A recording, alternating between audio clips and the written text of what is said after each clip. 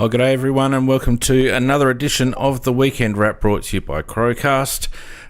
Pretty good afternoon. We had to wait a long time for this game, but it was a good result and great to see some young blokes running around doing some good stuff. So without any further ado, let's crack straight in and welcome my partner in crime tonight, Big Man. How you going, mate? Good, mate. I just fiddled with the bloody settings and I hope I haven't stuffed it up. But so just bear with me. No, good, mate. How can you hear me all right? Yeah, you're fine. Nah, mate, good to get the win. Good to see us actually get a percentage booster. It wasn't the prettiest watch, but a 70-point win is still pretty good in the end, isn't it? Yeah, that's right. I mean, you know, the Bombers tried hard and they put pressure on us and they scrapped and scraped for their win and for their to try and win. So it was always going to be like a little bit messy, but it was the best thing about it was just the young fellas, like watching the young lads go about it and actually do some good stuff was probably the highlight for me. Absolutely. It was amazing, isn't it? Seeing the two debutantes both kick goals, and even Hugo kicked his first as well. Yeah, You can't manufacture that sort of energy. That's just what you get when you debut kids, and especially when they show some really good signs. So I thought that gave us a lift, even though I think overall I wasn't enamored with our performance. There was and it was frustrating at times. There was certainly enough to like, and I think a big part of that was the kids. Yeah, look, I was thinking when I was watching that, you know, I'd like the record books to be given a good once over to see where three blokes in one game have kicked their first goal in AFL football. Well, I was actually looking at a different record of how many frees can be given in front of goal to one team. Oh, well, yeah. Well, we'll talk about that shortly. Before we go any further, thanks to everyone who's joined us on Discord and on YouTube, of course.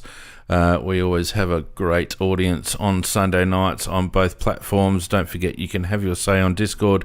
If you're in the live studio, just stick your hand up and we'll get you on.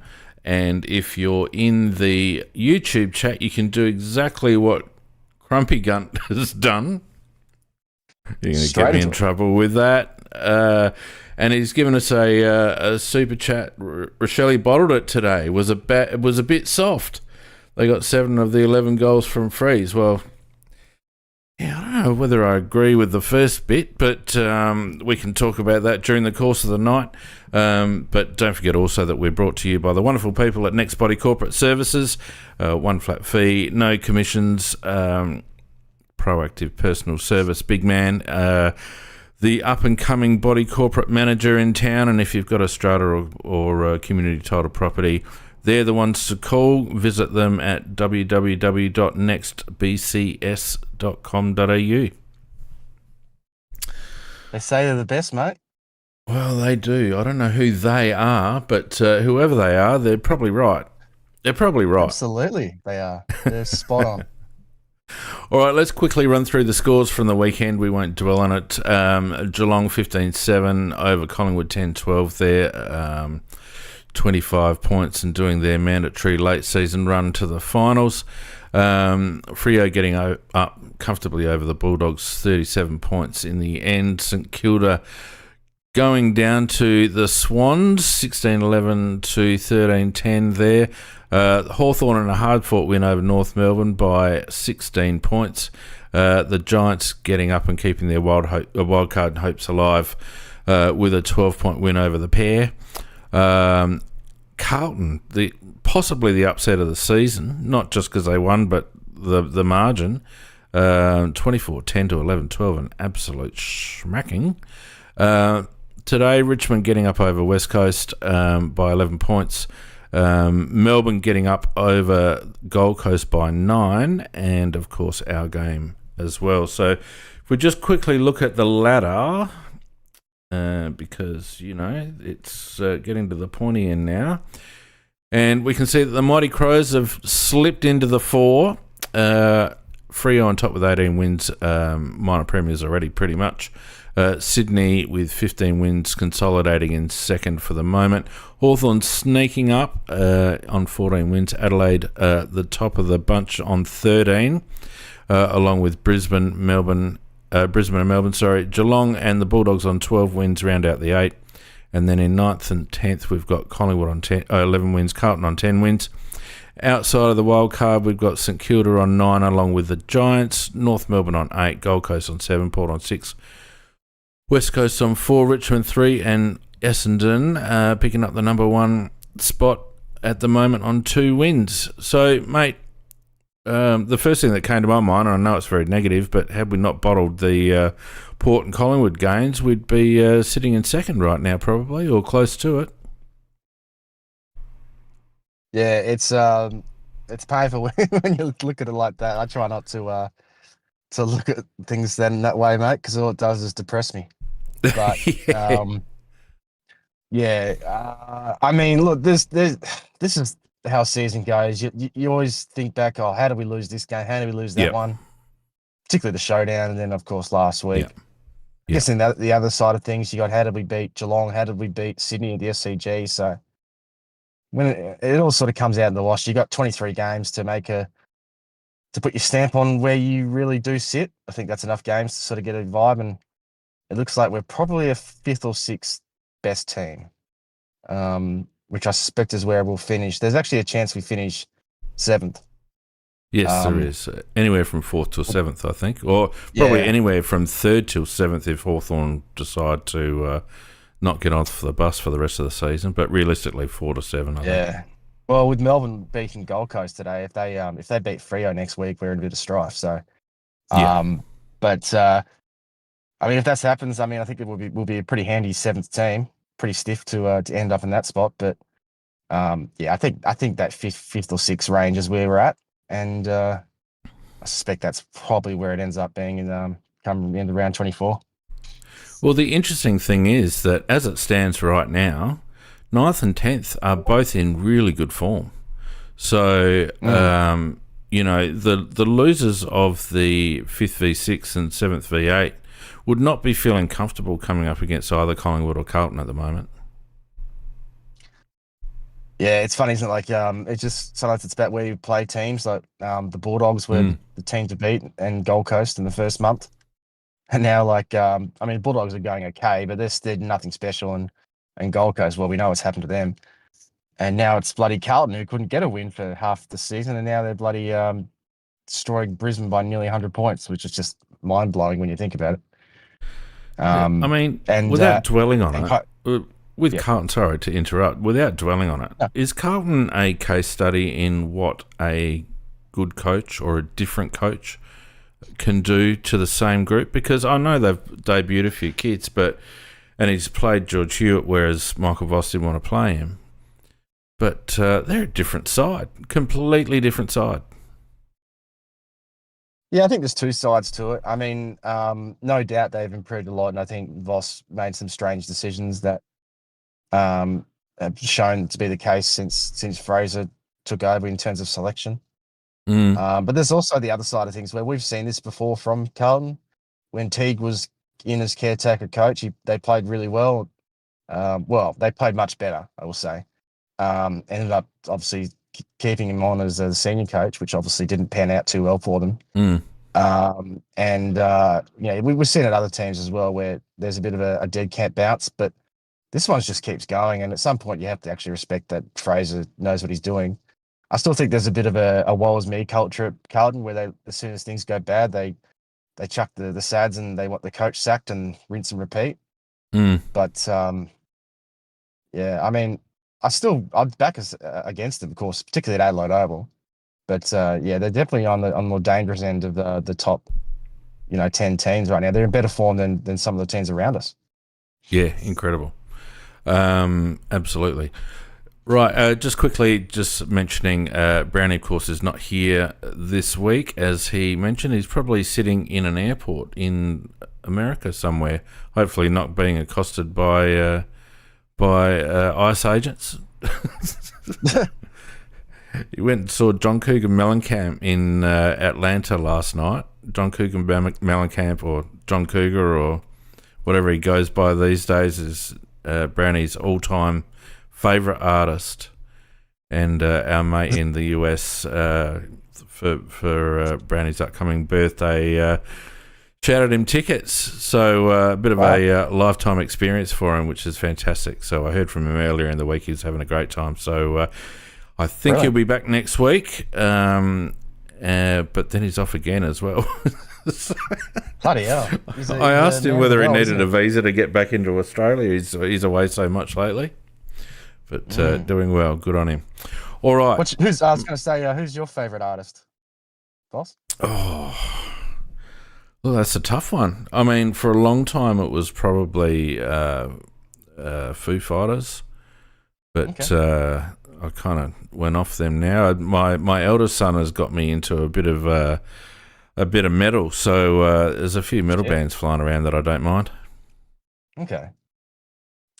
But I can't headbang because I've got no hair, so I can do it, but it has no effect. Not quite as impressive. No, that's right. That's it. Yeah. All right. Let's head straight into our game, because it was look. In many ways, it was enjoyable because for a long time you knew we were going to win, and it was more about seeing how the boys played and all the rest of it. But it was a win we had to have, and we did what we had to do. I think 23-7, 145 to 11-7, 73. So that's a nice even 12-goal win. For Adelaide, Dawson had 30, Rankin had 23, Neil Bullen and also Oscar Ryan and Jake Saligo had 19. And for Essendon, Zach Merritt had 28, Setterfield had 28, and Archie Roberts 26. Goal scorers, the big beast roared back into town with 5. Ranks had 3, Dowling had 3. And for Essendon, Peter Wright played well, had 6. LRK had 2, and Harry Jones and a few others had 1.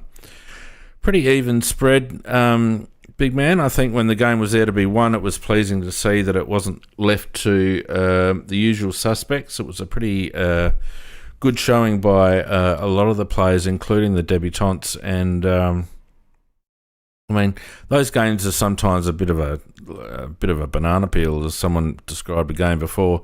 If you're not on your mettle, a scrappy team can get you. But after a slow start, we pretty much held sway for the whole game. Yeah, I always find these games tough to enjoy, because the only way you can really enjoy it is if you win and win really well. There's no other. Anything else is sort of you feel negative about it, don't you? Like, bit hollow, yeah. Yeah, there's definitely periods of this game where I was getting frustrated with what I was seeing. Even though, at times, even this is when we were 40, 50 points up, and I was still getting annoyed watching it. So, I mean, it sounds a bit ridiculous when you put it that way, because at the end of the day, 72 points, it's big.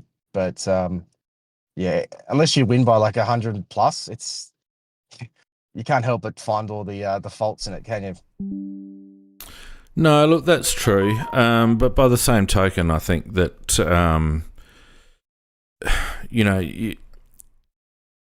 you've got to judge every game on its merits, and it's very dangerous to look at a team and make assumptions this season. Carlton, again, a case in point where you make an assumption about them and they come and kick ass against the reigning premiers. So, you can only beat what's put in front of you. We did have a few outs and a few new players in. Not that any of them played badly. In fact, they all played very well. But a kind of a different look. We had Thilthorpe in second ruck. We had Danny Curtin and Jake Saligo with a bit more midfield time. So I think there's a bit of a balance there. And I think, 12 goals is a pretty good effort on a fast deck where the Oppo can still score goals against you relatively quickly. So I must mention too, when I went through the goal scorers, I forgot to mention the umpire. 7 goals for Essendon was a really good effort, I thought. Yeah, 7 goals, 3 they had from free kicks. So 10 shots a goal. We had 1. Yeah. I mean, a So, couple of them were there. Mark Keane's a bit loose sometimes with his hanging on. But the last one paid against him to caddy was just a joke, and there's a few others. Yeah. So that first one he gave away. Well, actually, I think the first 5 goals were from frees, but the first one where Keane grabbed the jumper, and he was actually trying to grab the arm too, so that was definitely there. But then there was some really ordinary ones, particularly against Keane, as you said in the last quarter. The one where Wright wasn't even touched, like he wasn't even held at all. No. And that he kicked that obviously because he's a great kick for goal. And then the caddy one, gee whiz! I mean, if he touched him, it was the lightest of fingernails. But he touched him after caddy had already dropped the mark, so front on contact isn't a thing then. It's only front on contact whilst the player is going for the mark, but he'd already dropped it. So any incidental touch, and it was incidental anyway. It didn't have any impact on the contest. They were just looking for reasons to pay frees, in my opinion. Yeah, especially when Mark Keane was involved. It was like the umpires were expecting him to stuff it up, and it was bizarre just because it was only going one way. The free kick count otherwise was fine, but it was just those ones in front of goals were just mind-boggling. And you know, I know. At the end of the day, we kicked really straight, but that was probably a 90-point win that went begging just because of pure incompetence by the umps. Well, I reckon I don't know who the umpires were. I didn't take any notice, but we must have had the C grade because we did. Not only was the umpiring itself questionable, but the umpires didn't seem to have the arm strength, to actually throw the ball more than half a foot in the air at ball ups. It was absolutely insane. I've never seen such shallow ball ups in all my life. And then even the boundary umpires, it looked like they needed a cannon to actually shoot the ball out to get at any reasonable distance. So every throw-in was short. And I just, like, it's a skill of umpiring. And if you're a boundary umpire, it's pretty much your only job. I don't understand how they can, how they can not throw the ball in to a standard. Like, they should practice that all the time. Like putting in golf. Like the umpires should be out there with a target on the ground, however many metres away it is, 20 metres or 25 metres or whatever it is, and they should be hitting it. I couldn't believe it. Yeah, and they even come in, like, I noticed a few of them, like they stand about 5 metres inside, and they still couldn't bloody make the distance. So I don't know what's going on there. Anyway. Well, it kills the boundary contest because the rucks, half the time it's a race to get to the ball drop, and half the time they don't even get there. So, like, it's detracting from the game. So, yeah, it wasn't impressed with the umpires at all. Obviously, it didn't have a huge impact, but as someone in the chat, I think it was Vardy, said if Fogarty was playing, you would have expected him to kick about 15 from free kicks, although he never gets any. Nah, we don't get that treatment. I mean, look, I'm not going to be like saying, oh, you know, woe is me, we cop too much from the umpires, even though statistically we do have a pretty bad run. But today was just bizarre because it was only one way and it was constantly in front of goal. And they're the ones that kill you. Center square free kicks, and especially free kicks in front of goal, they're the ones that really hurt. Yeah. But look, I felt like overall we tried to play a running style for large parts of the game. I felt like at some moments we went into our shell, and whether it was by design or just good defensive setup by Essendon, it was hard to tell on the TV. But they kind of slowed us down in transition a bit. But it was good to see some run-off halfback from Hugo and also from young Oscar. You know, they were constantly trying to get the ball forward, which is excellent. And you know, Essendon's midfield is not a bad midfield. You know, Merritt's a really good player. What's the other guy's name? Sam Durham. Durham, he's a good player. They sat on Dawson for the majority of the game, so Geordie broke through that for 30, but certainly in the first half, they kind of hampered his ability to have an impact. So, you know, we had to fight through that with a younger group. No Peatling, no Berry, of course. We saw Curtin in there and Rash a bit and Solly in there at times. So I wasn't terribly disappointed, big man, to be honest with you. I felt like it was a game that we had to win, and in the end we won well. Yeah, there's two sides to it, isn't there? Like on one side, once I saw the team, which I actually liked the selections for what it's worth. I thought it was a fresh looking I team. I actually felt it But was the most balanced team we've put on the park for a while, to be honest. and I thought it suited the ground too, which is Mm. important. But I also acknowledge that, especially without Barry and Peatling, that we probably, and Fogg, of course, I think we just I think that probably put a bit of a cap on how well we're going to play. Mm. Unless Essendon were to really shit the bed. I always thought that we probably just didn't have quite enough firepower just to really put on a massive score. Although obviously we put on a pretty good one, 140 plus is still good. Yeah. Yeah, I mean, in terms of our game style, I thought they hunted us at times, particularly in the first 10 minutes of the game. There was another period there where I wasn't in the third, where I wasn't particularly happy In the with the way in third, which we yeah. were.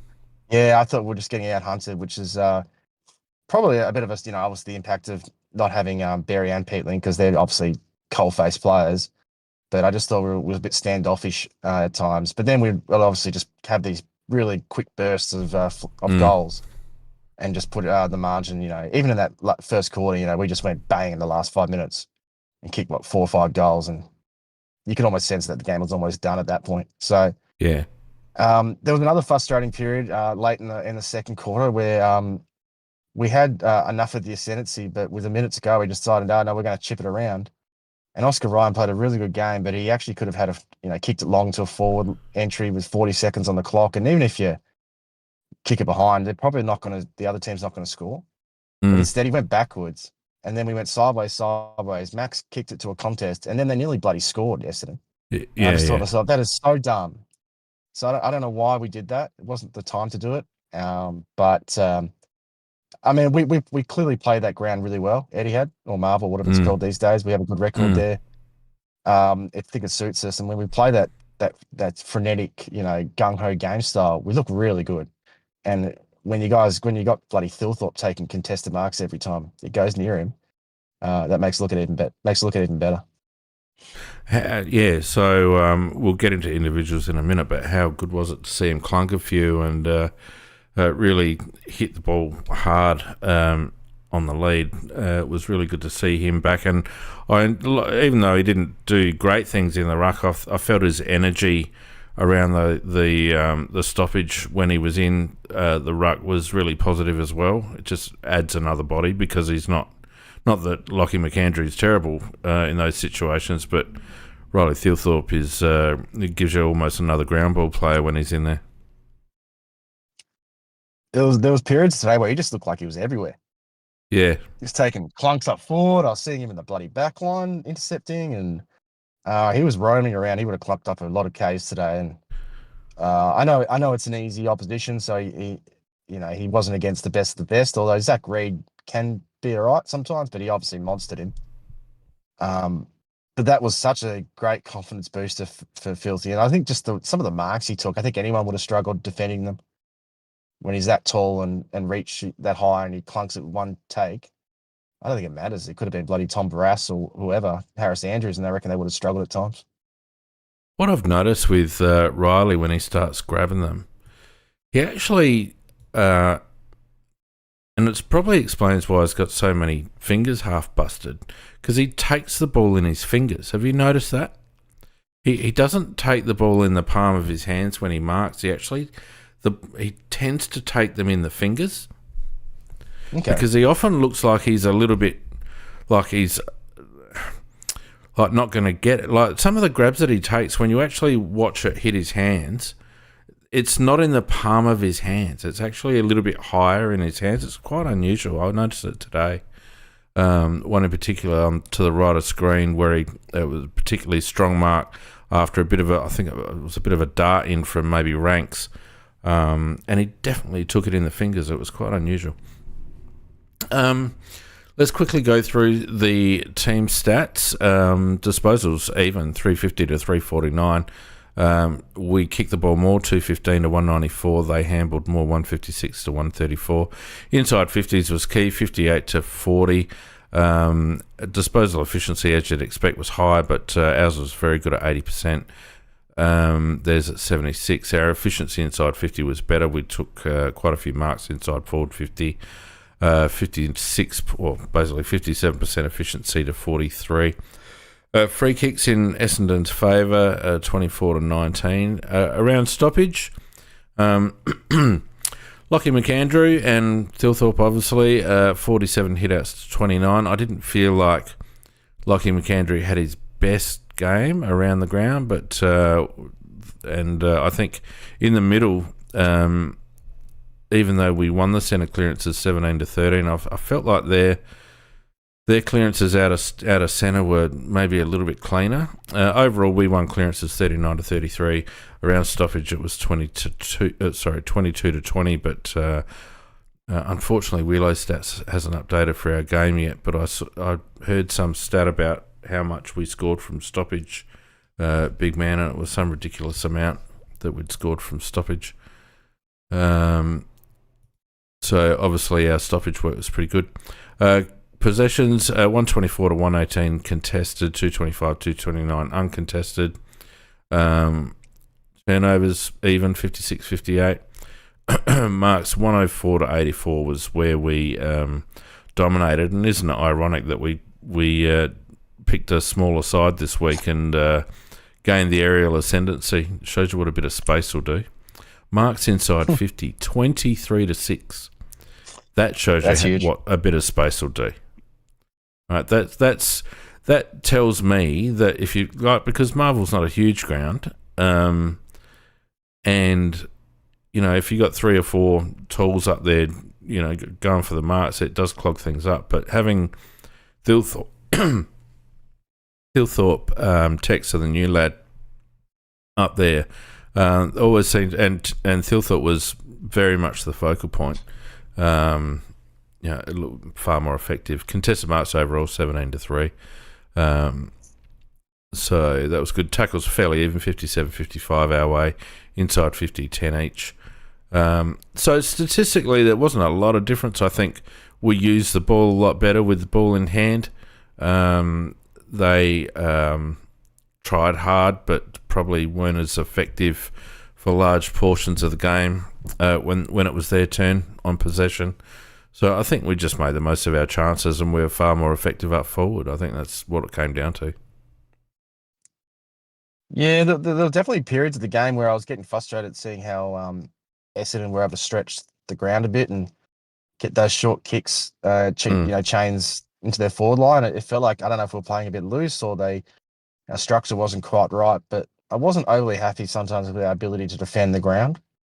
And that obviously, you look at their uncontested numbers, some of that was sideways, just chipping, but there was also quite a few uncontested chains that we're usually pretty good at cutting off at some point, but we just couldn't do it at times today. And I don't think our defenders actually had great games overall. Obviously, Borlow's going down didn't help, but even before that, I just felt like we were a bit shaky, and obviously we gave away freeze, and the umpires had a bit of fun with that. But yeah, you're right. I mean, at the end of the day, the things that stand out to me were aerial dominance. Those marks differential, particularly inside 50, that's insane. And we're actually kicking the leads quite a bit. We had a lot of shots on goal from Leeds, which was nice to see. It wasn't all just high bombs and just relying on Filthy to take back marks. So that was good. It helps when you kick straight too. I thought some of our goal kicking was excellent. Yeah. A couple of shots on goal were superb. Yeah. But I think, I mean, it's usually a pretty good day, when your forwards and your midfielders are your best players. And I think that was the case today. If I did the top 5 players, I think they'd all be forwards and mids. So generally means you have a good day out on the scoreboard. Yeah, look, that's reasonable. I think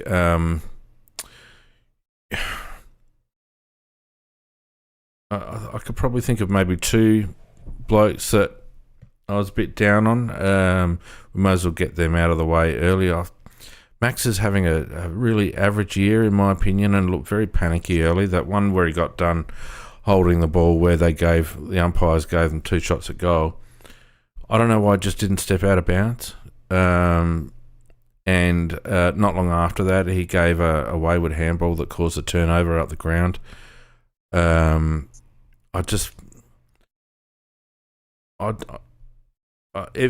feel like, big man, that he's got too much going on in his head at the moment. Yeah, that's probably fair. I think that's he. I don't trust him with the ball at the moment. He coughs it up, whether, as you said, by hand with some panicky stuff, or even his kicking. Like he's not weighting his kicks particularly well. I know he had that nice one to Brachelli in the pocket, but apart from that, his ball use was down again today. But when he takes the game on and runs through the corridor, you sort of forgive that, because it's nice to look at, and obviously we want as many players breaking the lines as possible. But if he's going to get the peel and be part of that rebounding, defense, he's got to be better with his ball use, because we don't want him to turn into another bloody, turnover merchant, because it just kills you. And he wasn't alone today, but yeah, it wasn't his best day. And even somebody's defending, there was a couple of times where I wasn't overly impressed.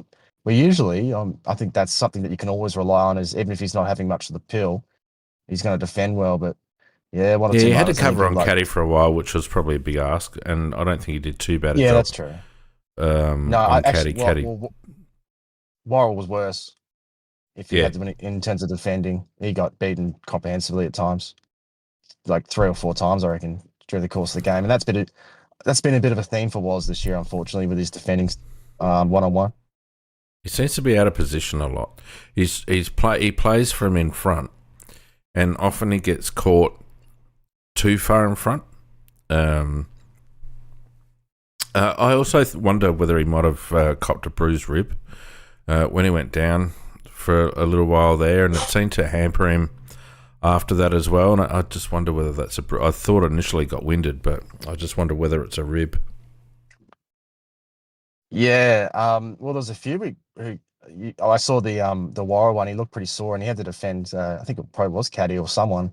It was Caddy after that. Yeah. So that one I can sort of excuse. There was just a couple more. I was like, he was coming from the side, but just didn't jump it, didn't get a spoil in, or mistimed it. That stuff kills you, because that you're going to get punished by the better teams. And Nate copped a hit too to his shoulder earlier in the game. And I think, he didn't have a bad game, Nate, but I thought he just looked a little tentative compared to usual, and I think that may have rattled him a bit, because he's got a bit of a weakness there with his shoulder to start with, and I think he copped one. Yeah, he was flexing it while he was sitting on the bench. They showed him on the bench, and he was grimacing a little bit. The other one that I hesitate, because clearly I'm on record as not being a fan. So I'll just ask your opinion of Alex Neil-Bullen again this week. Well, I didn't like his game much, or Keys's.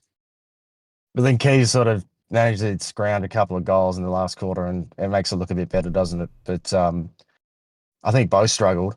Nibbler has got an amazing ability to grab the ball and then not accelerate and draw a tackle and not be able to break it. And if he does get tackled, it's basically a ball up or it's holding the ball. It's almost guaranteed. So he's got no evasiveness.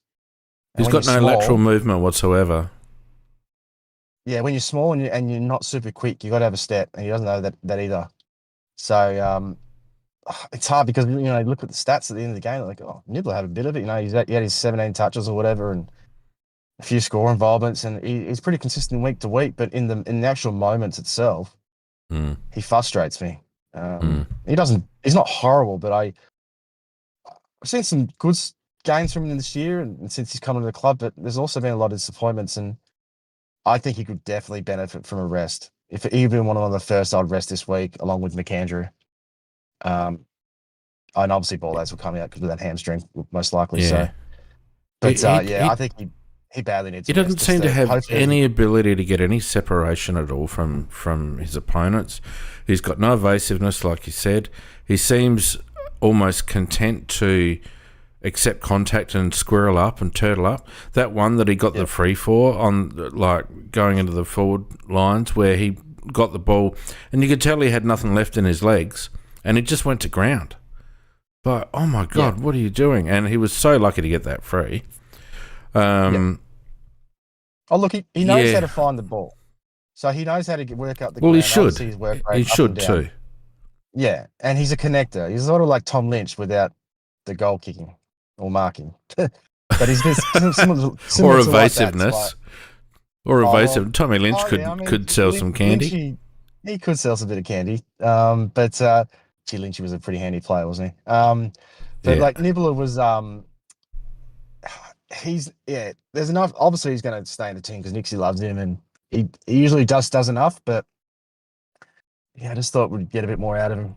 And as I said, I think if there's times this year where he's looked a bit more sprightly, and if having a rest this week allows him to do that in the back half of the year or the back month, then I think he's in dire need of it.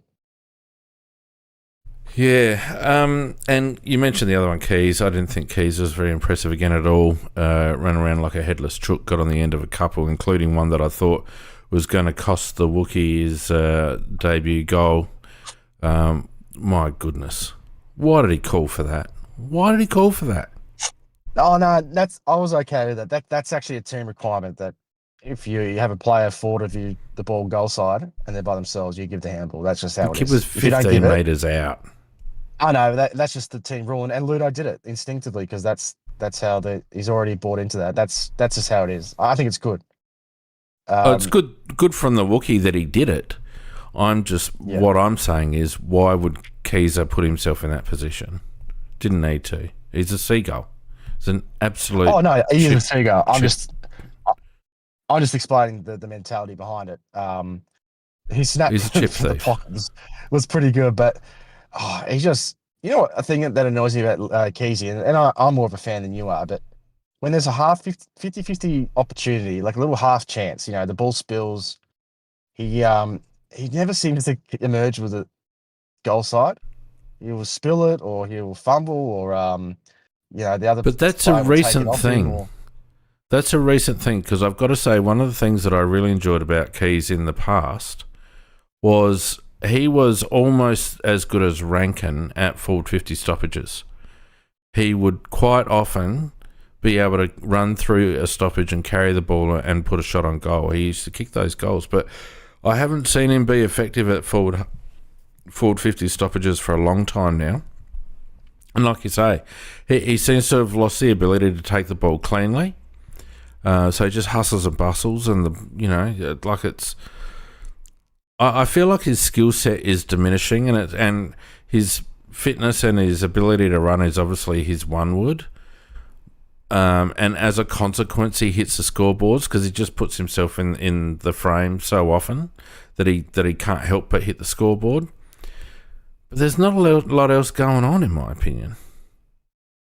I mean, he's still our best forward pressure player, statistically anyway. And look, he finds opportunities, whether it's kicking goals or it's setting them up. As I said, most goal assist player for the club.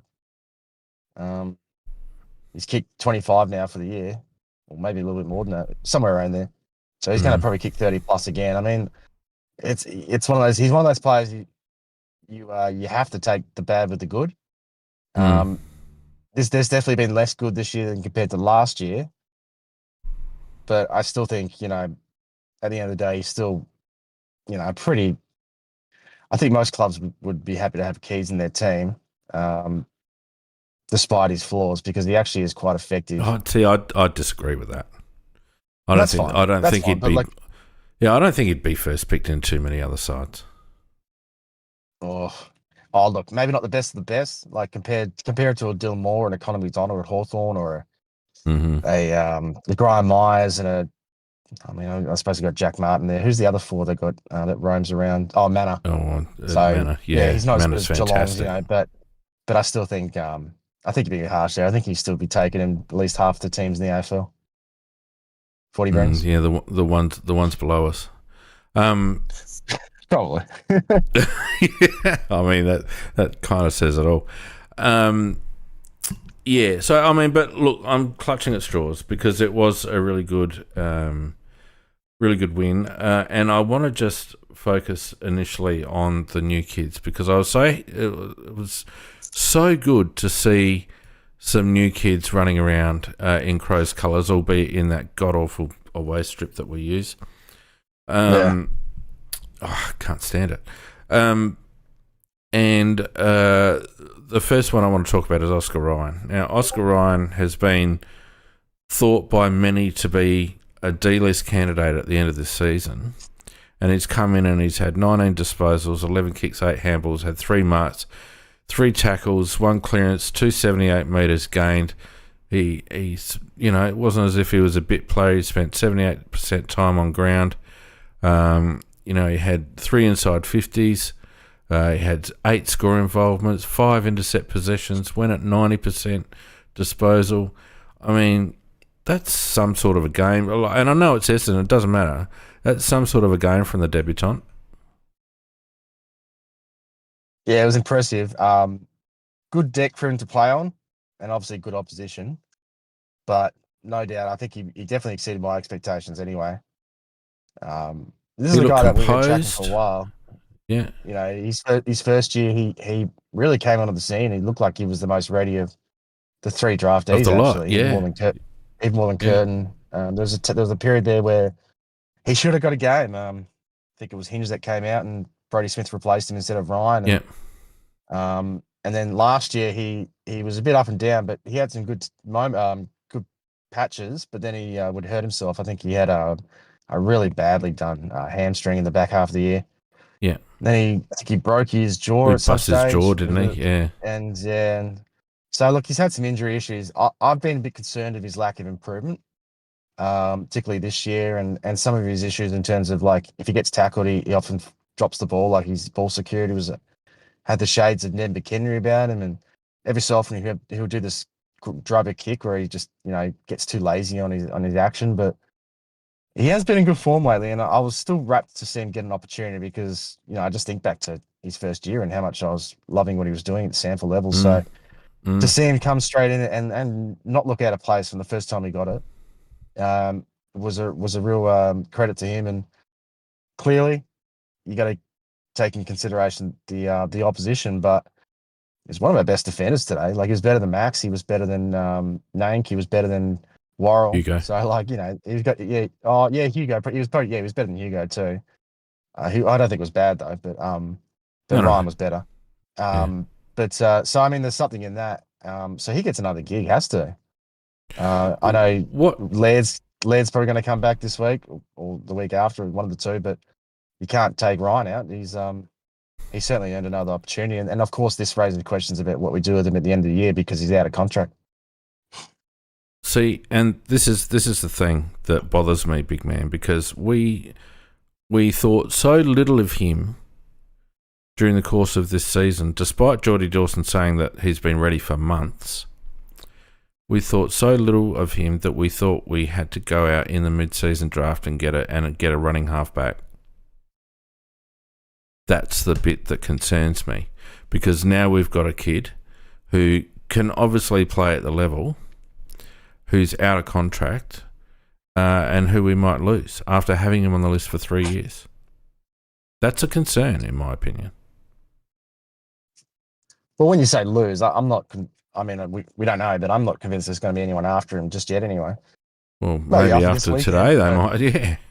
Yeah. I don't think clubs are that reactive. I think if they scout players for a while, so if they were keen on him today, they probably would have kept being keen on him prior. But it is one game, but I agree. It makes it tough because him and Dowling are both out of contract and they're both in our top 7 or 8 best players today. So one, you can't drop them, and two, how do you justify one selecting them? Like if you're gonna delist them, then you shouldn't be selecting him. Although we've done that before. We've done that before. I just think back to James Rowe and Ned McHenry and there's others. Yeah. Lockie Murphy. Yeah.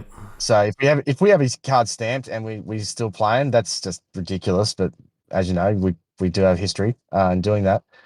But we are talking about a 21-year-old, like a kid that's just played his first game. I would like to think he was still going to get a contract, even if it's just a 1-year extension.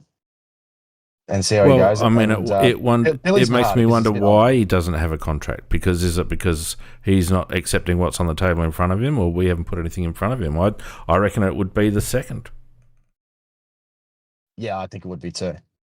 And to Because me, we don't know that with this just stuff. But and see, but this is what I'm getting at, right? He's like, this is his first game. Yes, it's against Essendon, and yes, it was on an easy deck, and all the rest of it. But he not only played well, but he actually didn't look out of place. He didn't look like the speed of the game was too much for him. He was composed. He was good with his disposal. He was good getting into good positions and offering, options during transition. There was absolutely nothing wrong with his game. Now, it's very difficult for a kid to spend 3 years in the SANFL not getting picked. We haven't even seen him on the bloody emergency list very often. He hasn't no, even been close. Hasn't been close. And out of the blue, they pick him, and he's just stuck the middle finger up at them and gone, well, here you go, I can actually play. And I think it's asking a lot of a kid to maintain the rage for 3 long years in the yeah, twos with barely a look in.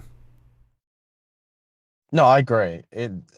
It's no surprise we get sometimes even with like when we have pretty stacked sample teams, which wasn't the case this weekend, but it has been other games, and you don't get the win. It's partly because a lot of these guys don't think they're going to make it a game. So it's hard to go at 100% intensity Of course it is. when you think it's sort of all for naught.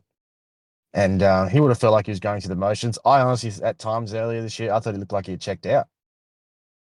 Maybe he Well, had. you I don't would. know. If you Yeah. see the club go to the mid-season draft and bring in Hugo, you think, well, that's me done. That's my spot. That's the spot that I was going for. Wayne Miller was dicey up until this year, so that's one opportunity gone. And then they bring in Hugo. If I'm Oscar Ryan, I'm going, well, shit, manager, find me somewhere else, please. Yeah. I mean, yeah.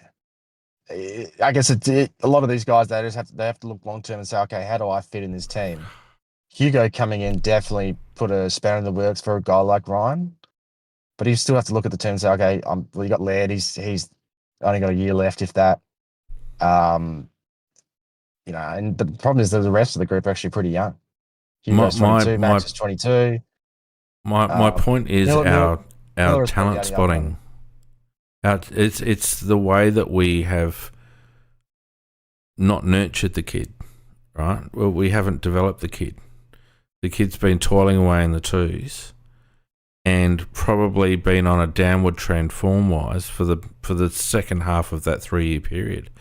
And the fact that we actually, as I said, we thought so little of him, we went to Hugo. Mm. So we had Yeah. checked out on him, big man. And to me, that's an indictment on this club. Yeah. Yeah, no, I can see what you're saying. I don't disagree. Charlie There's Edwards a is fine another line one. sometimes between Charlie's another one. There's a fine line sometimes between getting them ready for AFL and not debuting to the ready and then but also at some point you actually have to give an opportunity to see what they got and to incentivize them to work harder and to improve. And I think we've stuffed up doing that with Ryan. The opportunity was there the first year. Even last year, we could have maybe found an opportunity for him. Certainly, we should have found an opportunity for Edwards, who was playing at halfback at that point. But we just didn't give him games. Now, credit to him, he looked super ready today. He slotted in seamlessly, but it does make you feel like, one, where do we go from here? Because you can't drop him, but there's other guys to come back, and how does he fit in? And number two, like long term, do we still see a future in him? Because as you said, it looked like we'd given up on him, but then we select him, so that's one, shows a bit of faith, and then he bloody goes and does that. So it's all very hard. Like not everyone has the same pathway to the AFL. Like a Dan Curtin who has clearly been given a lot of opportunities. Max, Rochelle, Tilthorpe, these guys got early opportunity, but there's others that had to bide their time, or they're in and out. Braden Cook's a great example. Luke Curver. So it's never the same for every player, but I do agree. We should have played at Ryan earlier, and I'm glad he at least had the opportunity today to say, hey, don't forget about me, and obviously clearly have to make us rethink what we do with him at the end of the year, provided he doesn't get uh, attention from elsewhere because he's out of contract. So if he wants to leave, he can just leave. Well, we'd look like idiots if we lost him. On the national stage, we would look like idiots to lose a player like that can perform like that. And I wouldn't disagree with the sentiment. Let's not dwell on it. We also obviously had the big Wookie, who in the AFL didn't look very big at all. He clearly needs to put on a bit more beef. Yeah. And probably will benefit from another pre-season. But just showed flashes, didn't he? And that's a score at pick 50, and I think, a bright future for that young lad. Yeah, I was rapt to see him kick that goal because I just feel like the game was missing that. With Hugo and obviously Oscar kicking goals, I really wanted to see Ludo do it. So he left it till late, but he got it done. But you're right, he had some good moments in the game early on. He got his hand on it a bit, which was good, and some nice passes. He set up, was it Thilthorpe's goal, I think? He's one of his first goals, and he had 2 goal assists, actually. One of them was obviously the Keys one. So you could tell he got outbodied a couple of times, and it was a bit fatigued. He wasn't able to put on as much pressure as he usually would. But, in terms of limited game time and limited opportunity, I think all the signs were there of. And he's still got a bit to show. He didn't take any big contested marks today, but there was a couple of times where he almost had it. So Daniel, I have seen your Daniel, I have seen your super chat. I've just got to find the right time to slot it in for discussion. Sorry, mate. Keep going. Yeah, he's very tall, obviously very lean, but he's quite broad, like actually really quite broad. So I think he will fill out in time, and he's got long legs, but he's got a beautiful kicking action. Goal, sometimes he can skip it off the boot a bit, but he's actually got a beautiful technique, and he's just a natural footballer in terms of his decision making. I thought we saw that today, so a lot to work with there. He doesn't turn 19 until the end of November, so he's still very raw and young. Pick 50 in a week draft. I mean, I was optimistic about that pick, but as I've seen him more and more, I've gotten more excited about him. He's not going to shoot the lights out for a year or two yet still, but he's done more than enough, more than I expected this year, for sure. Yeah, well, he's had a really good season in the SANFL too, and a couple of people asking how he got slipped down to 50. It was an injury in his draft year, wasn't it, that dropped him down the pecking order? It was so he hurt his PCL at the end of the championships, but he also had a really quiet couple of games for Vic Metro. So I think I think he lost his confidence a bit prior to the injury as well. So I think clubs probably thinking, he's not as good as we thought. He's a bit tentative. He's not getting involved. Like he had some really quiet games. I'm talking like 2 and 3 touches for Vic Metro. But leading up until last year, he was one of the most highly rated prospects. So it wasn't like he came out of nowhere. He was really highly rated. And sometimes guys just drift off in the draft, and he was absolutely in consideration for our first pick. And he's actually had a better year than Marsh in the end. Yeah. So and the expectation on Marsh was pretty high. Yeah. So and Marsh is having a decent year in the sample too. Don't get me wrong, but it's just funny how things work out. We're choosing between them, and we ended up getting both. And Ludo's actually been the better first year player. Yeah. Now, Daniel in YouTube was very generous with a super chat. Asked the question, was Sid Draper fit this week? This would have been a good week for him to come in. It's been 2 years we gave up pick 4 to 5 for him, and we haven't seen him. Now, he was fit, and he played all right in the SANFL as far as I'm aware, big man. My thought was that we would probably try to slot him in next week, if at all. Yeah, I thought if it wasn't this week, and based on how the guys went that came in, I'm not sure he gets a gig. It's a tough one because everyone wants him to succeed, and he's picked 4, and we see how well Lawler and bloody Jagger Smith, I love Jagger Smith, how they're going. But I mean, Harvey Langford won the game for Melbourne this week. Made amends for his earlier season drop mark and took one this time and kicked the winning goal. I'm a fan of Harvey, but I also think he wouldn't solve our problems, if that makes sense. As much as he's a quality player, don't get me wrong, but he hasn't shown himself to be an actual gun midfielder. He's a good wingman. He's a very good mark when he goes forward. So you can't Wow. take that away from him. Absolute gun mark for his height. He's Dawson-like in that regard.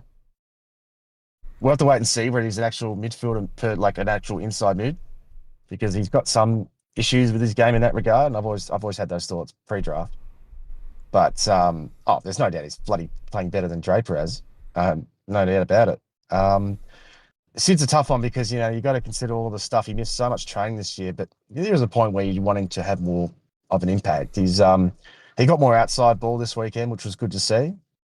Sometimes he's been all contested stuff and not being able to really get out on the outside much. This game was probably more of the other way around, where he wasn't doing much in terms of clearances, but he was getting a bit more ball around the ground. So hopefully it all just comes together and he has one of those breakout games in the sample where he really gets his confidence up, because you don't want to chuck someone to the walls if they're not feeling like they're 100% on their game to begin with. And I get it. People are impatient. I'm impatient too because I really do rate the kid. But It's not impatient. It's 2 years. That's beyond being impatient.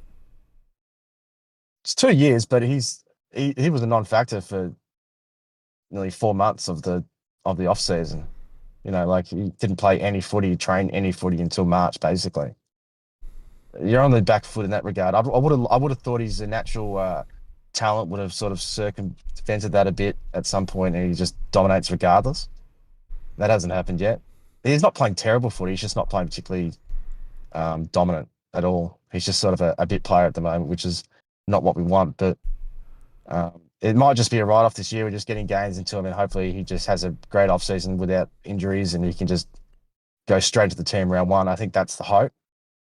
I would love to see him before the end of the year, but with only like 3 or 4 games left, I just don't know what's going to happen, boss. No, well, I'm probably leaning against it's not happening, to be honest with you. I would have thought that this week or next week would have been the opportunities. And obviously, as you mentioned, I don't know who comes out. Barring injury, I don't know who comes out. And we've obviously got Berry and Peatling to come back in to that midfield rotation. So, I think it's this season done for Sid. My biggest knock on the way they've handled him is that early days, he's a pick 4. Early days, I don't think we did him any favours with the way we tried to ease him into the AFL system, playing him as a hybrid forward, having him on the sub-vest every week, all that sort of stuff. I just think it was detrimental, and I don't think it does a kid any confidence.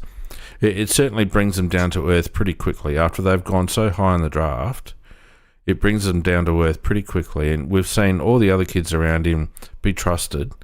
Jagger Smith, Harvey Langford, these blokes, and yet he can't crack it. And yes, he subsequently had injuries, and he was carrying a bit of a back issue during his draft year that he probably carried in early that we were trying to be careful with. I don't feel like we've done the kid any favours whatsoever.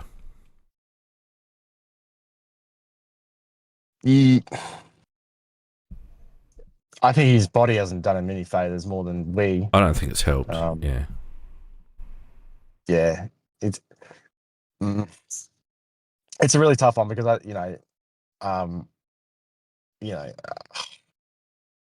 there's a special player in there, no doubt about it. I haven't seen someone with the ability to sort of change direction like him in traffic come through the system much at all like him. He's pretty unique in that regard. He's very clean on the deck. Great with his hands, but he's not a great kick, and his decision making, he can get a bit he can get a bit haphazard in terms of his ball use, particularly running at the ball. So there are issues there. I think we're all scared he's going to become another Chase Jones for us, but I like to think he's better than that. I think I'm hesitant to say this because the guy I'm going to compare him to is such a fantastic player, like generational player, but he has a lot of very similar traits to Patrick Dangerfield. His second efforts, when in his first few games of his career at AFL level when he was playing, his second efforts were amazing, almost frenetic, and he's a bit dodgy on the kick like Paddy, but I didn't stop. And I just, there's a few people in the chat saying he's no good, blah, blah, blah, blah, blah. There's always the spectre of his brother, Arlo, that, was projected high for a long time and was unsuccessful. You wonder whether we're going to have well, they are, but you wonder whether we're going to have a similar experience. But I from what I've seen, because he was playing when I was doing those analysis videos, and it just struck me that the kid doesn't give up, and he's very, very quick off the mark. And like you say, his lateral movement is fantastic. So there's a lot there to work with, and I just wish that we would. I think we put too much store on the SANFL, big man, to be honest with you. The SANFL is a completely different game to the AFL. It requires a different set of skills. There's big, mature bodies in that league. It's not as free-flowing.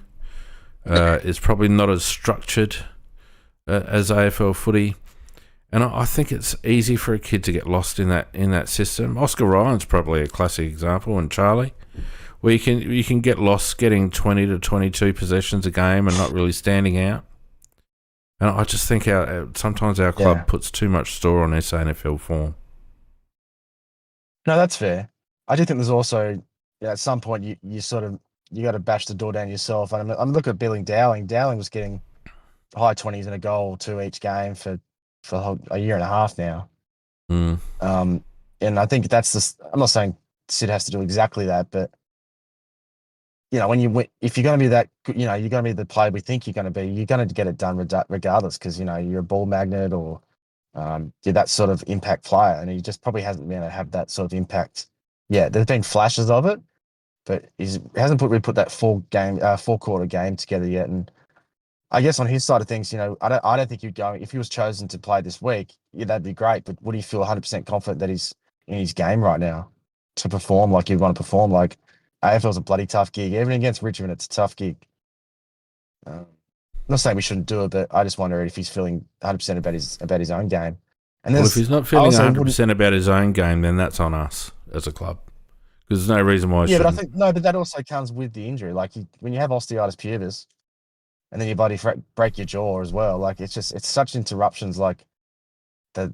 I'm not saying the season's a write-off, but it's almost getting to that point where it was always going to struggle to have a good year because of the setbacks he's had. I will say I am concerned. Just a little thing. I haven't heard any side info or anything like that, so I'm not chucking it out there for that. But don't be shocked if Ken Hinkley tries to get into Tasmania. Oh no, he missed I'd out be shocked on at all. Lawler and Finn O'Sullivan. Well aware that Kenny loves him. Yeah, he looked at that list, and Sid's out of contract next year, so just chucking it out there. And because of Sid being frustrated, does it work for him as well? That would be a bloody disaster because it's pick 4. So that would hurt so much. But I'm hoping it doesn't get to that stage. That's why I'm hoping he can just have a ripping summer and we just sort of start afresh and hopefully just gets his game back. Because if you look back at the pre-season games he was playing, against Brisbane and that inter-club and some of the stuff he was doing, he looked like the pick 4 player we selected. Like, he looked like a gun. We all thought, shit, this he looks ready to go. He looks great. And unfortunately, since pretty much the first 2 months of the season last year, he's had injuries, he's lost form, and he's gone backwards. So let's just hope that he can sort of reinvigorate himself with a good off season, and maybe that's what he needs, and he can just hopefully get in the team round 1 and back to what the player we thought he was going to be.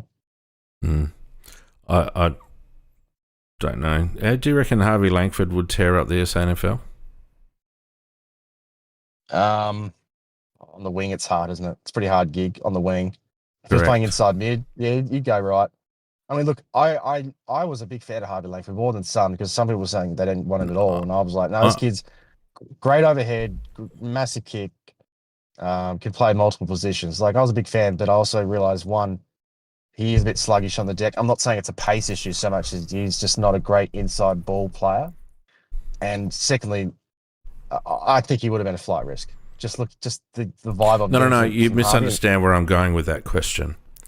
Because you said, Sid's got to dominate the SANFL. Well, I don't think Harvey Langford would have dominated the SANFL, and yet he's played most of his most Well, games available this season. So it just like what I'm trying to say is that you don't have to dominate a second tier competition to be a good AFL player. no, but Billy Dowling gets elite numbers at the level. Would you expect Billy Dowling to do it? Well, see, but that you just proved my point because he does do it at SANFL level, and yet he doesn't. He's not to the same degree in AFL level. It's like I think it's too simplistic just to judge how many kicks a kid gets in the SANFL. I just think that's it's too simplistic an analysis. You've got to be able to look deeper and look at a kid's skills and his the qualities that he shows, and nurture them at the level that you've drafted him for. Not sitting there and say, well, you've got to earn your spot and you haven't earned the right to play and all this sort of bullshit. And we've done that for a few. We've done that for Thilthorpe. Yep. We've done that for Rash, Max Michaelani. We didn't initially for Braden Cook, but once he got a little bit fitter and a little bit stronger, we certainly gave him a good run. But we didn't for Nankervis. We made him really. I don't know. We're not in the inner circle of the club. We're not in the inside four walls and all that sort of stuff, so we don't know what's going on. But from the outside looking in, I just feel like we could have handled Sid a little bit better. Oh, I think that's... Yeah, I don't think that can be argued. I agree with that. Yeah, I think that's... we did, to be fair, we did give Sid he played round one. I know he was sub, but he played most of those games the first 6 or 7 weeks. So we did put him straight to the team, but it's been the issues since then that have been the problem. And it's hard. It's hard for the club and the player right now because we want him to be the player we think he could be, and I still have hope that will be the case at some point. Hopefully, it's with us. But right now it's hard because we're trying to contend, and you've got a player who's doing okay in the sample without really smashing the door down. And bit like Oscar Ryan. It's tough. Yep, and others, and it's tough. I don't blame. Like they picked, I would probably love to have Sid today, but they picked Billy Dowling, and then Billy bloody goes and kicks 3 goals and has a good game. So it was 107 bloody fantasy points. Yeah, so they got that one right in terms of this game specifically, but I think we all want Sid in the team because I think we all think he's part of the future. Whereas a guy like Dowling, I don't think we do, even though he's a pretty handy player, Billy, in his own right. I just feel like, and I don't want to labour this too much longer, but I'll just probably my last comment on it is that we brought 3 blokes in, A&B, Peatling, and Isaac Cumming. When we'd already put a year or 2 years into some of these blokes like Charlie Edwards and Oscar Ryan, etc., and it almost felt to me like the club had thought, well, we don't rate these kids, so we either lengthen our rebuild or we trade aggressively. Now, I don't think, to be perfectly honest with you, I don't think we would have lost as much putting 20 games into Ryan, Edwards and Draper, barring fitness, of course, for Draper, rather than having, and Pedler for that matter, rather than having Neil Bullen, Peatling and Cumming in the side, which all cost us picks. That's probably where I'm coming from. Later picks. Neil Bullen was the most we gave. Well, Neil Bullen was 15. No, pick 28, which ended up being pushed back. I thought it was higher than that. Oh, no, yeah, but at 15 live. It was 15 live, though, wasn't it? No. It was, I think it was 25 live and it ended up going back. Okay, 25. It was a second rounder. I know. I'm being pedantic. Point stands, I can see what you're saying. I think, I think it was sometimes you just about opportunity. Like Cumming was out of contract, free agent. He had some ties to the club, and he was a pretty good player at the Giants. So I could see why we went there. Neil Bullen, he then Peatling, says, "Oh, I might come along," and you're like, "Well, we don't need to give much for him. Might as well go there." And Neil Bullen requested trade back because of his family, and we obviously rated him for a while. We actually liked him in his draft year. I remember we were considering him for one of our picks, but couldn't get him or didn't get him. Um, but yeah, I know what you're saying. I mean, those guys were pretty young at the time, so it wasn't like I don't think it was. Oh, we don't rate you, so we're going to get these guys instead. And maybe they saw it as an opportunity for get these guys to help nurture those players. Like Neil Bullen is clearly, was half the reason we got him was for his leadership rather than his football ability. But I know what you're saying. Sometimes you're like, oh, you actually have better. You already had better on the list than the ones you go and get. Or similar. I Or just similar, felt like we yeah. gave up on. I just felt like we gave up on development. Yeah, I I think we feel also have like to be there was. careful. I mean, Ryan's played one game, and yes, he played really well today. But what if he stinks it up next week? Do we have the same thoughts? We've seen Yes. players come in and play a good game. We saw Mitch Grigg look like a bloody superstar, his first few games, and then fell off a bit of a cliff. We've seen this in the past. So I'm not saying Ryan's a spud or anything. Don't get me wrong, but I'm just saying that we can't get too excited. Sometimes, the players that were in the team are there for a reason. I agree. I wish I were getting more out of these guys. I think Petling's been pretty good. Neil Bullen is better, right?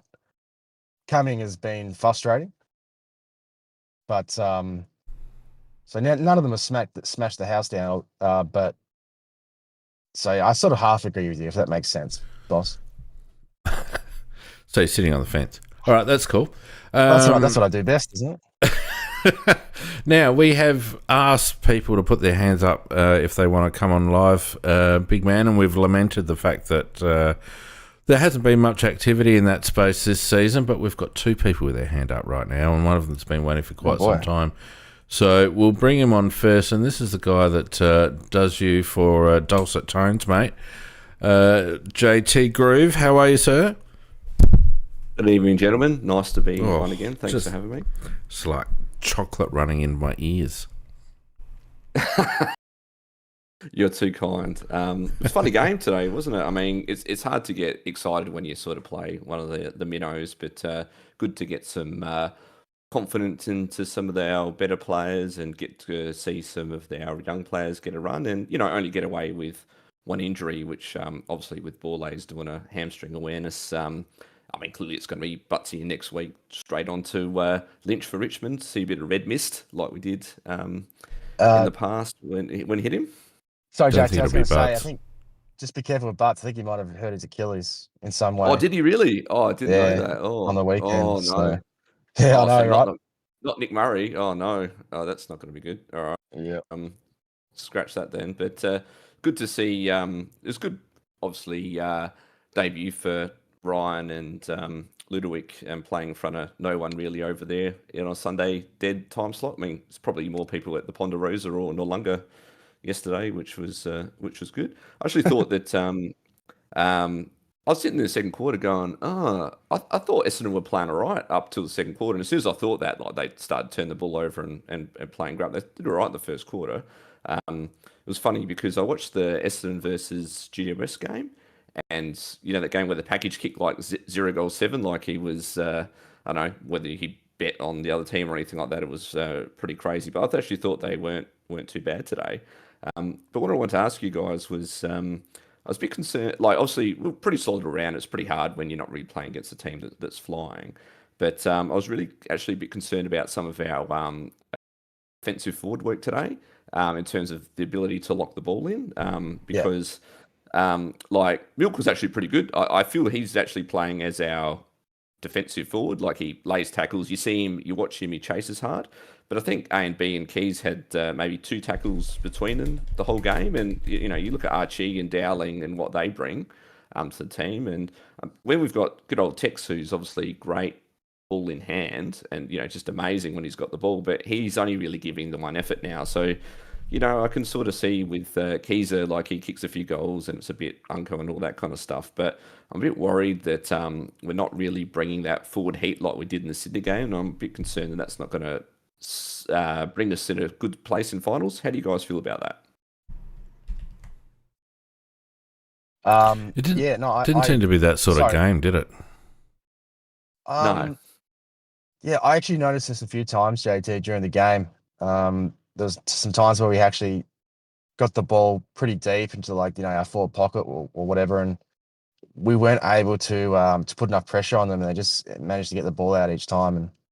If it was Tex or Ludovic, who he offers pressure, but he was obviously pretty cooked at times today in his first game, and just didn't have enough players to sort of swarm the opposition and put more frontal pressure on them, and that was frustrating to see. So even though we didn't play the as many tools as we've done in the past, I still think we are lacking that zippy small forward to really put that sort of elite forward pressure on. I think too, I don't though, think we have a that. lot of I don't think we have you've that got to on look at our others. you've got to look at the way that we were actually entering forward 50. It wasn't the usual move the ball in a considered fashion up through transition.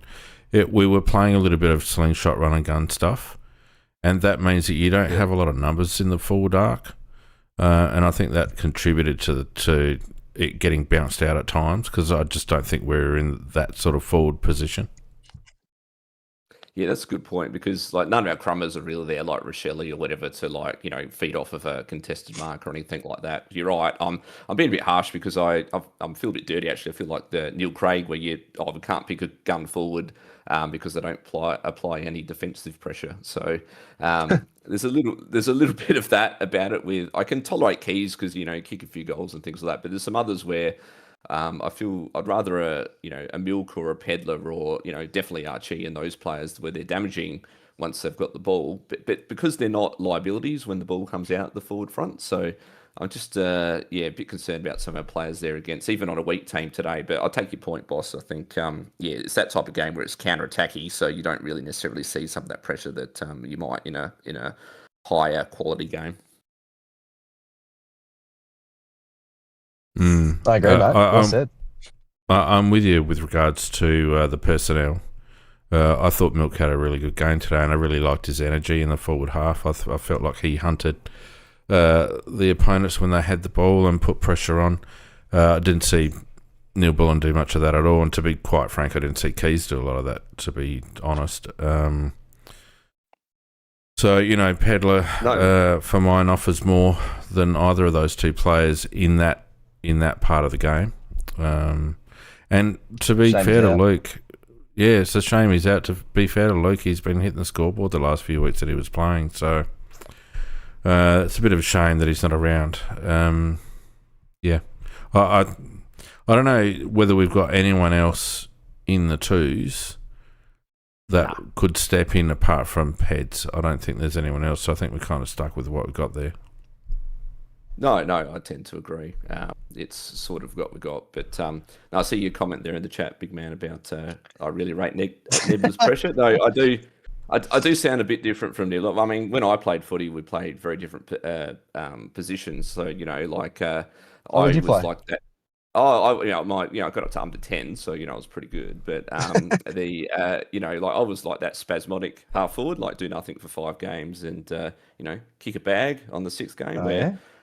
And B is more like that. I think he's more. The position he plays, I think I call it half media forward. So he's a forward, but he spends half his time in the media, just basically, during the week. I was saying to Boss this morning, he's the game day thread on Facebook. He's the face of the Crows, and he gets interviewed on Channel 9 during the week. Saying who? Half his roles in the media. A and B. Who were you saying that to this morning? Oh, to you, I think. In the certainly wasn't me. You won't find me on Facebook, mate. Well, not on Facebook. On the Discord. Oh right, yeah. No, well, I was going to say you won't find me in any Facebook bloody happy club. No, not at all. But just one last question, had you guys let someone else on. I was thinking a bit about barometers, like how do we know when the Crows are playing well? So I think a bit about when I think the Crows are playing well at the moment is when I see, we're talking a bit about Max Michaelane tonight, when Max runs from behind and gets the handball receive and then runs into the forward line, kicks long. That's when I feel we're playing well. It was a bit like when back in the day, good old David McKay would stream through off the wing and take a handball receive and pierce the forward 50 and kick long for goal. And 90% of the time he kick a point. But that few times he'd pierce the forward 50 and kick goal, I'd turn to whoever I was watching the footy with and say, we're on today, we're going to win this, because that was the barometer back in the day. I want to ask you guys, what do you think the barometer is for when the Crows are playing well at the moment? You go, boss. I would say Rankin in the middle and Thilthorpe up forward. Yeah. If Franks I actually gets think some that's early touches, then I think we're on. That's a great call. I'm just thinking like the two worst games Rankin's played the last 2 months have been the Showdown and the Collingwood game. And to be fair, in the Collingwood game he got injured, but yeah, when he plays well, we tend to really play well, especially when he kicks goals like he did today. When has that scoreboard involvement as well. Yeah. And if he's down, it usually reflects on the rest of our team that we're not on. JT, you've pushed the limits of what we require of our audience by actually asking us to a question without notice. Just read the rules in the Discord before you do that again, please. Sorry, mate. You've got to lodge questions 48 hours in advance. Oh, sorry about that. That's poor form by me. I will sort myself out for next time on. No. What you do in your own time's up to you. No, we appreciate it, mate. Thanks very much for coming on again. Anytime. Thanks, guys. Cheers. Now get off. Good stuff, mate. Now, where's bloody Arab? Arab, come on, mate. You've got to... some positivity. Come on, mate. Fire up. How you going? Good, how are you? Oh, see, the audio quality's just lacking there, mate. Oh, it's a real step down, isn't it? That's what I was saying before. I was like, oh, I'm just going to come in and I'm going to shit the bed. It's all right, mate. No, I thought of a little game that I want to see what you guys would do with these kind of players. So play them, bench them, trade them. Bench them is play them as seconds, or play them in the first in the AFL team, and trade them. Obviously, just trade these players. What would you do with Mitch Hinge? Go Would ahead, you bench him, big man. trade him, or Mitch Hinge, in terms of going like this. Sorry, I just have to make sure. Are we talking about selection this year, or at the end of the year? What do we do with him in his contract? this year and the end of the year? What are we going to do with him? I don't think he gets back in the team. I think Nankervis has done well enough to keep that spot now. I think the only one that would probably look at. Well, I wouldn't. Sorry, the only one I'd look at in terms of moving on from that spot would be Isaac Cumming, but I don't think the club will do that. So I don't think he's going to get. I don't see how Hinge gets back in with the amount of injuries he's had. And at the end of the year, I think we'll try and keep him, but I think it would actually be in Hinge's best interest to go to another club and see if he can get a regular gig somewhere else. Even though I do rate him. I think that would be a terrible mistake. I think Hinge offers a unique set of skills when he's up and going, and I think it's easy to forget. Like, he had a run of lack of confidence kind of form, and then he's been injured. But prior to that, he was integral to our movement off the back half, and a bloke who's got a laser left foot, can play tall, offers a bit of energy, plays with a bit of passion, is very good third up. We don't have a lot of those. We don't have a lot of them. Whose spot does he take, though, boss?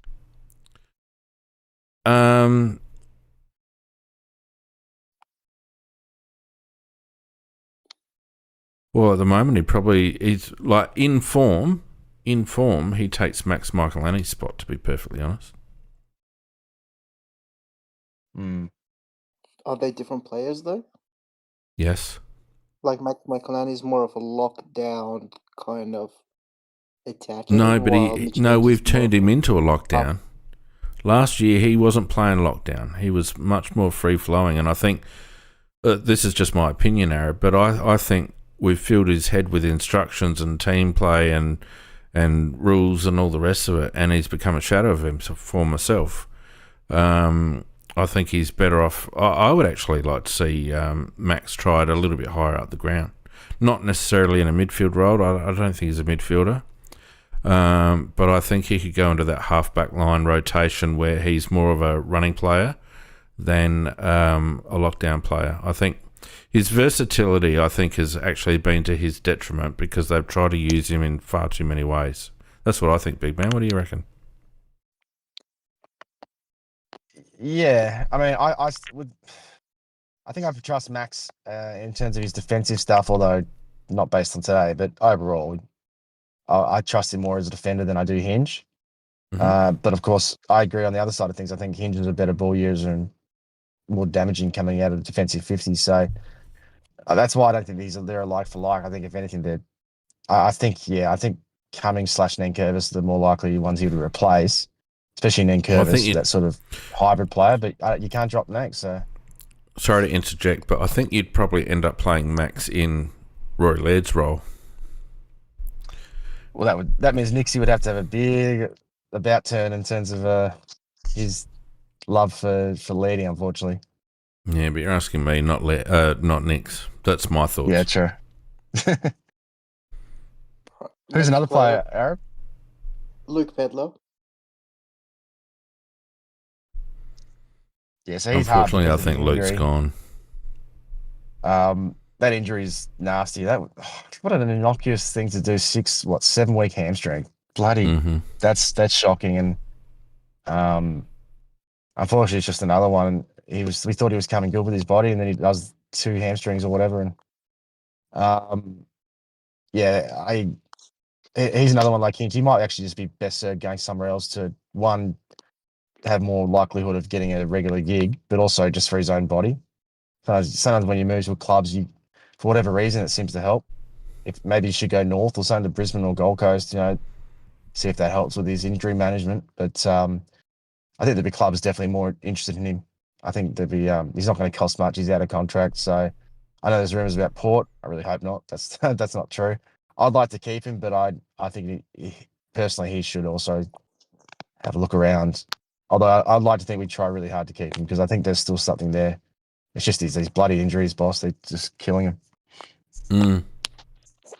What about Nick Murray?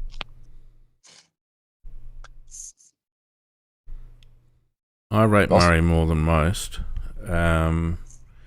Obviously, it looks pretty certain that Butts is going to go to the Bulldogs. So we need someone. Nick Murray's contracted, so he's not going anywhere next year unless we decide to trade, and I just can't see that happening. We've got Tom Bell in the twos. Big man, do you think ultimately he comes in as a supplementary or something like that, or a rookie list, and forms that back up? Well, he's more of an interceptor anyway. He's a really ordinary defender. He's more of that come in and take marks sort of player. So I don't think we'll go down that route, even though he's young and still pretty young and untried. Not this year anyway. And I agree, like with Butts almost certainly going, it seems like that's a fait accompli now. There's no reason for us to trade Murray, who's contracted. As much as his form this year has been pretty frustrating, the fact is we'll probably need him this week. If Butts and Borlase are both injured, which seems to be the case, it just shows you how important key position depth is. And clearly we're going to lose Butts, so we can't afford to lose more than one. We need to hold on to Murray, and hopefully we can hold on to Borlase as well. You got to keep him in as much, but he's got to do better. He's got to be a better player than he is right now. He should be, but for whatever reason, he doesn't seem to be high in confidence, and he hasn't got his game going at the moment. But the good thing is our defense, like developing defenders, especially tall defenders, has been one of the best things about the Crows' history, to be honest with you. Like, we've always just seemed to be able to just get them out of nowhere. Look at Jordan Butts, look at Nick Murray. Like, they weren't high picks. They were pretty much rookie draft picks, and we just turned them out to be like, you could say B grade, A grade defenders. Fisher Mackesy, another one. Yeah, that was a first round pick. I know.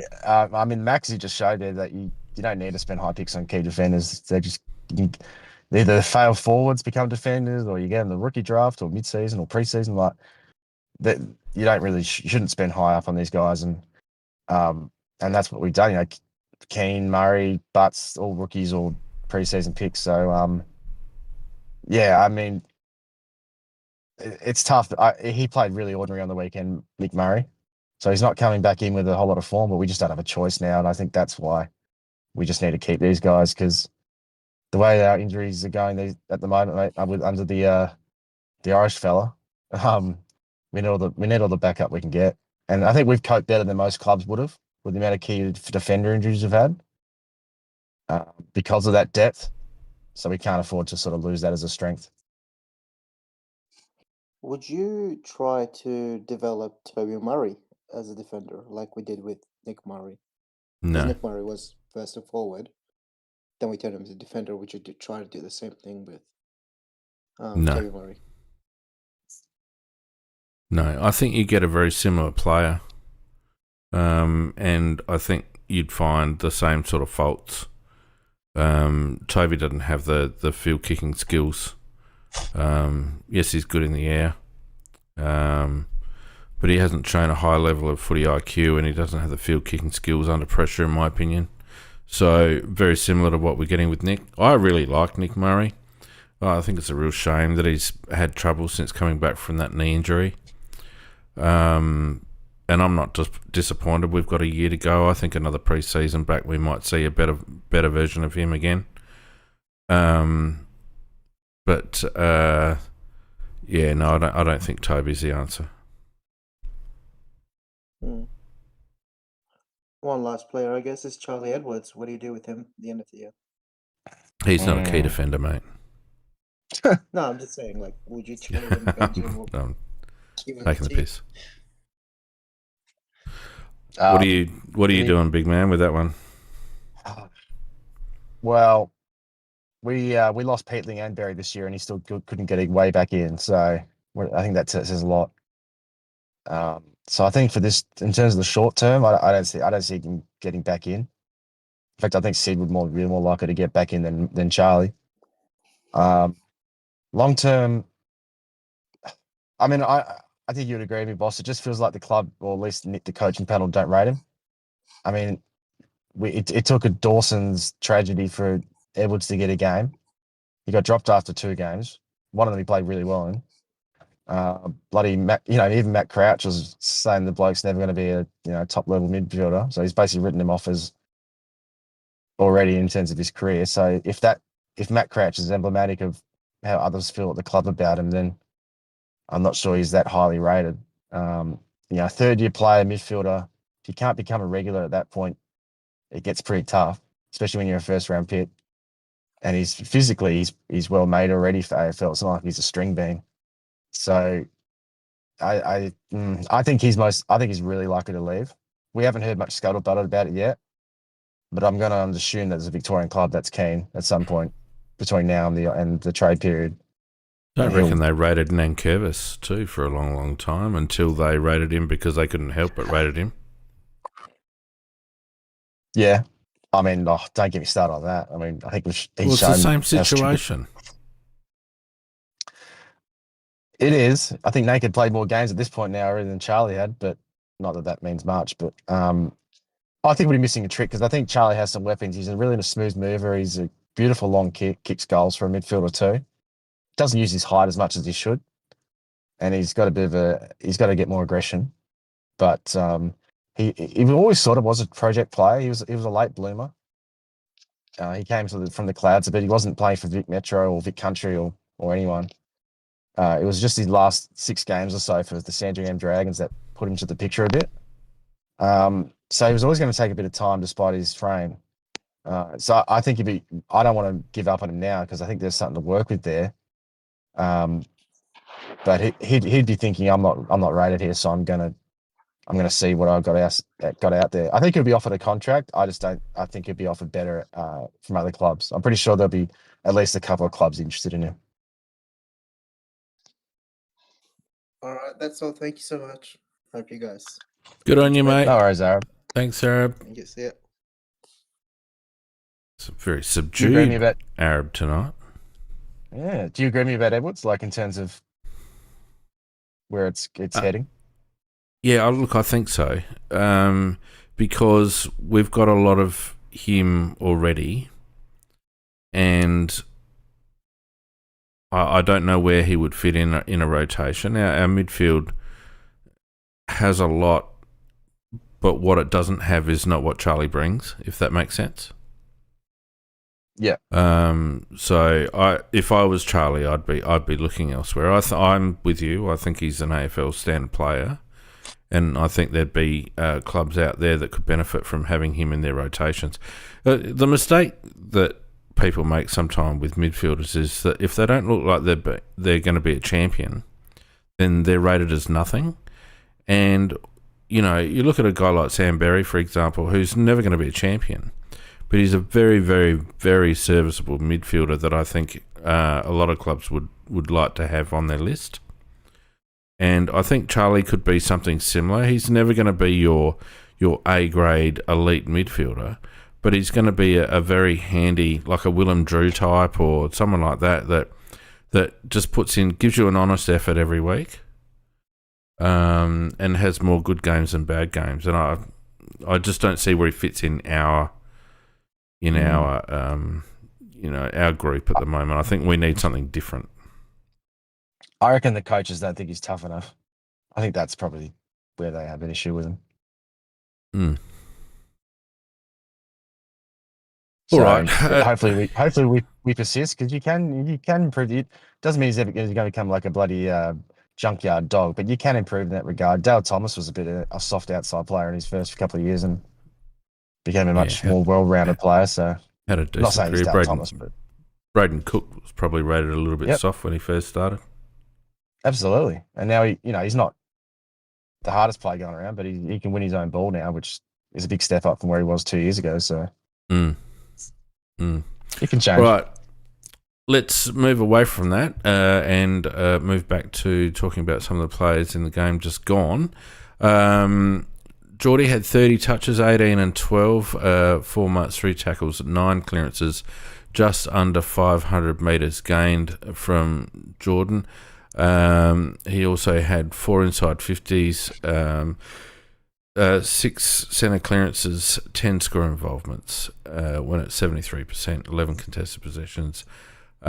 Considering the attention that he had, not everything he did was clean, I felt, this week. It was a real hustle-bustle kind of game from Jordan, I thought, a real effort game from him. But what I really liked, because he struggled very much under a tag the previous week, and maybe the quality of the tagger wasn't the same, who knows, but and they seemed to drop that tag off a little bit in the second half. But it was really good to see Jordan work through it. No, I agree. I think he was probably our third best player for the day. He didn't have all his own way. He wasn't taking as many big marks or kicking goals, but I loved his clearance work, and that's probably one side of his game that's never been like a real highlight, is his grunt work, but we saw a bit of that today.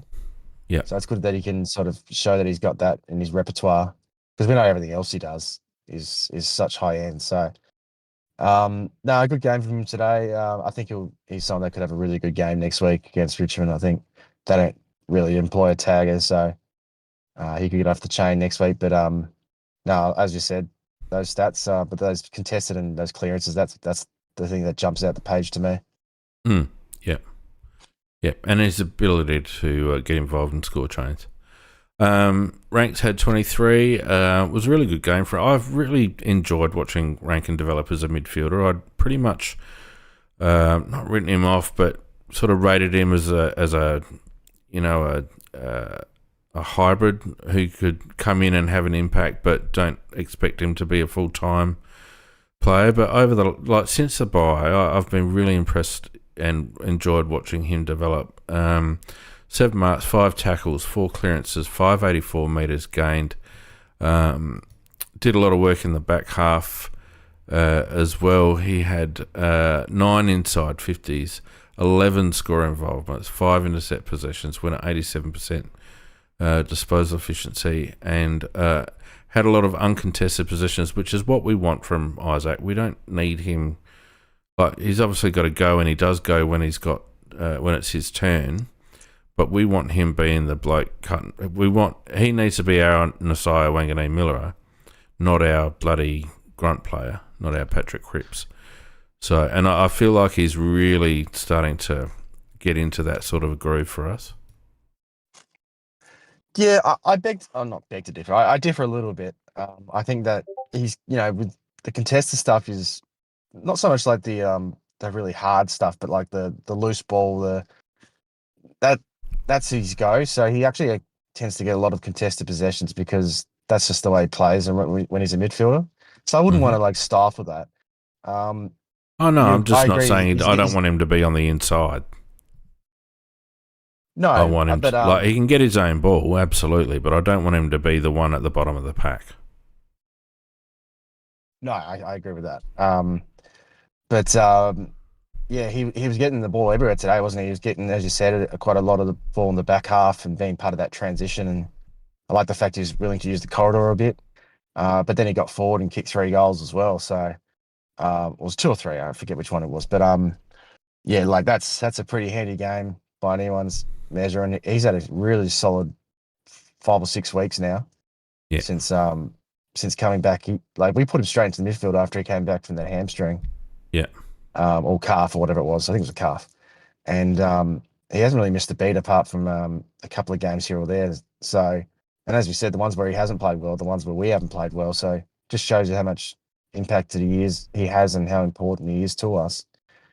I'd still love to see him go on a couple more like dashing runs, really, put the Jets on, but then maybe he's worried about bloody doing a hamstring if he does that. So yeah, I think he's playing a little bit within himself, but overall, it's hard to complain. He's putting up some serious numbers at the moment. Yeah. Now, one of the features of our game, and I said at the outset, I thought it was very even, and we only had 2 players under double-digit disposals, the Wookiee and the Texan. So it's a bit hard to pluck out blokes, but obviously Riley Thilthorpe, who we spoke briefly about already, had 15, 13 and 2, took 10 marks, 4 tackles, 9 hit-outs when he went into the ruck, 403 metres gained too, mostly you would think when he was on the ball. He had 6 of those marks were contested. He had 8 score involvements and 9 contested possessions.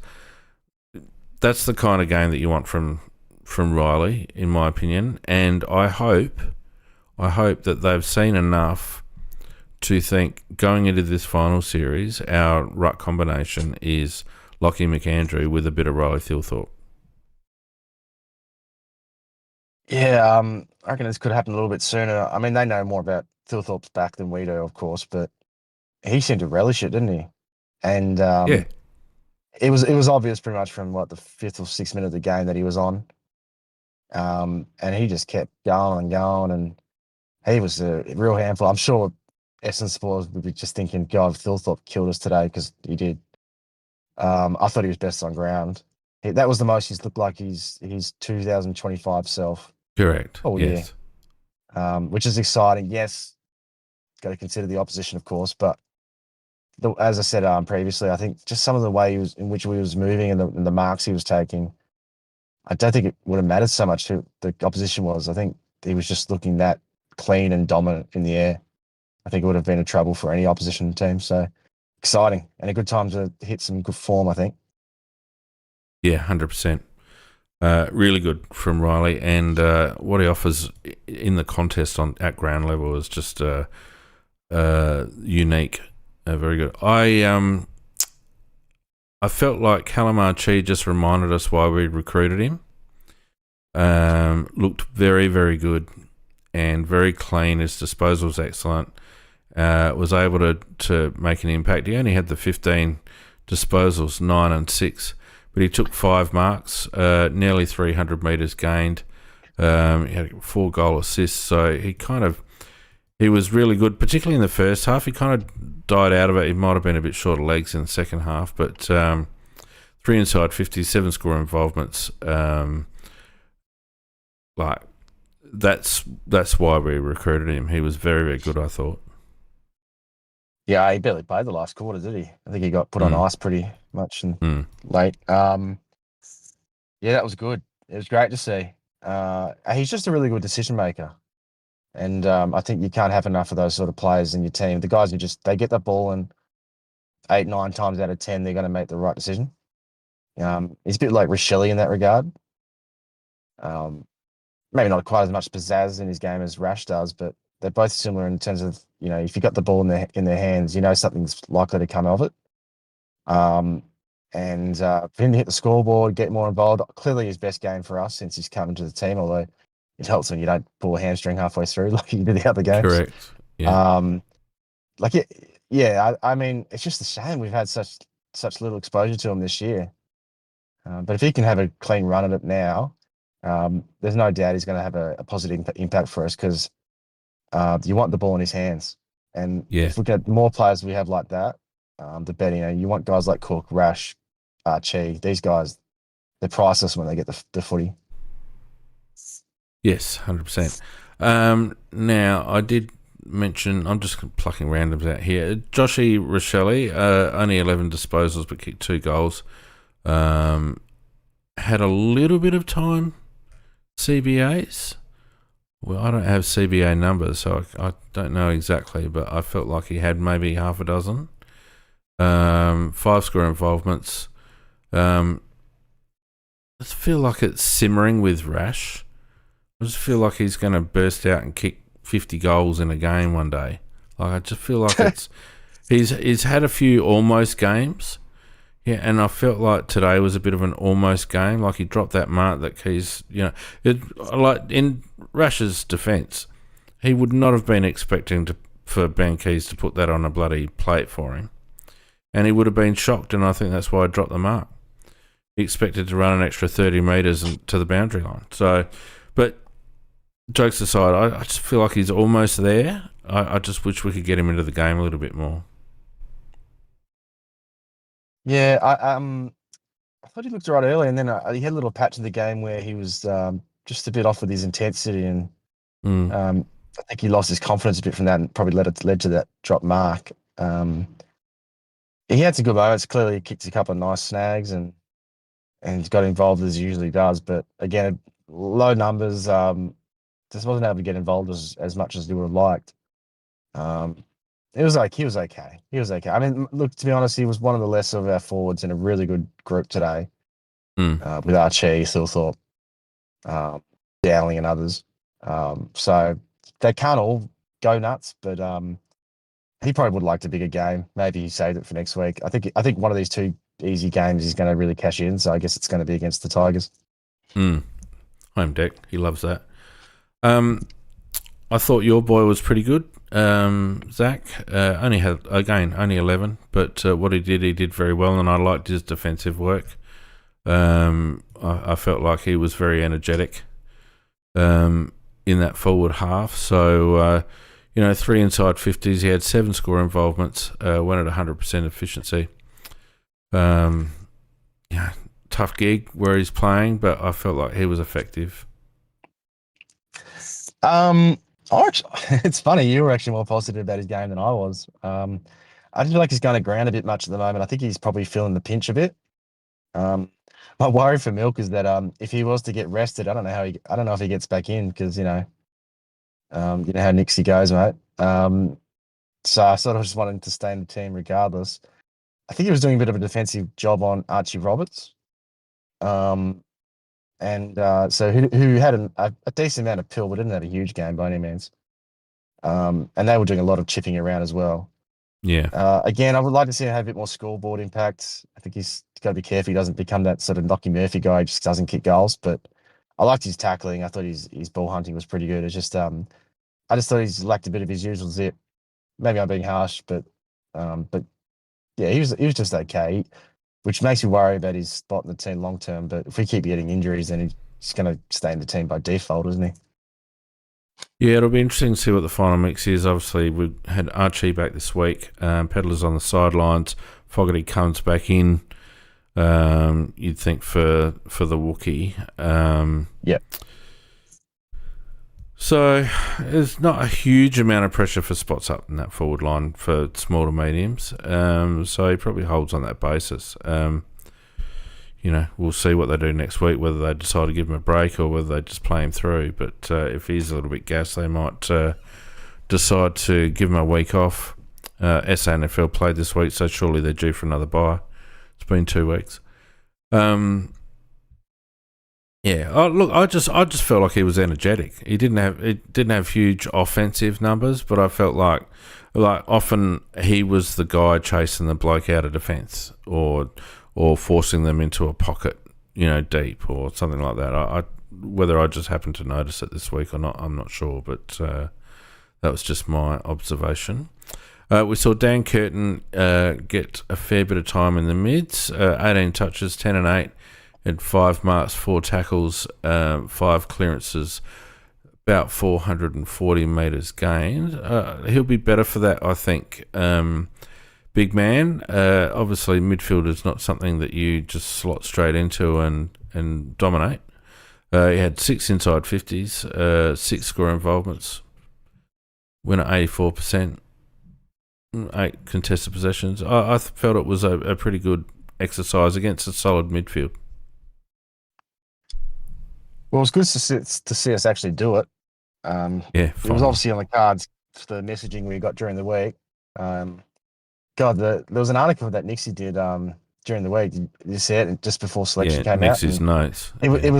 It was like Big Footy's bloody wet dream. Like everything we heard was just, this is the best stuff Nixie's ever said. But I think I made the comment. Thanks for listening to the cast, because we often reflect a lot of what Big Footy says, and it was like, oh, you're doing everything we want.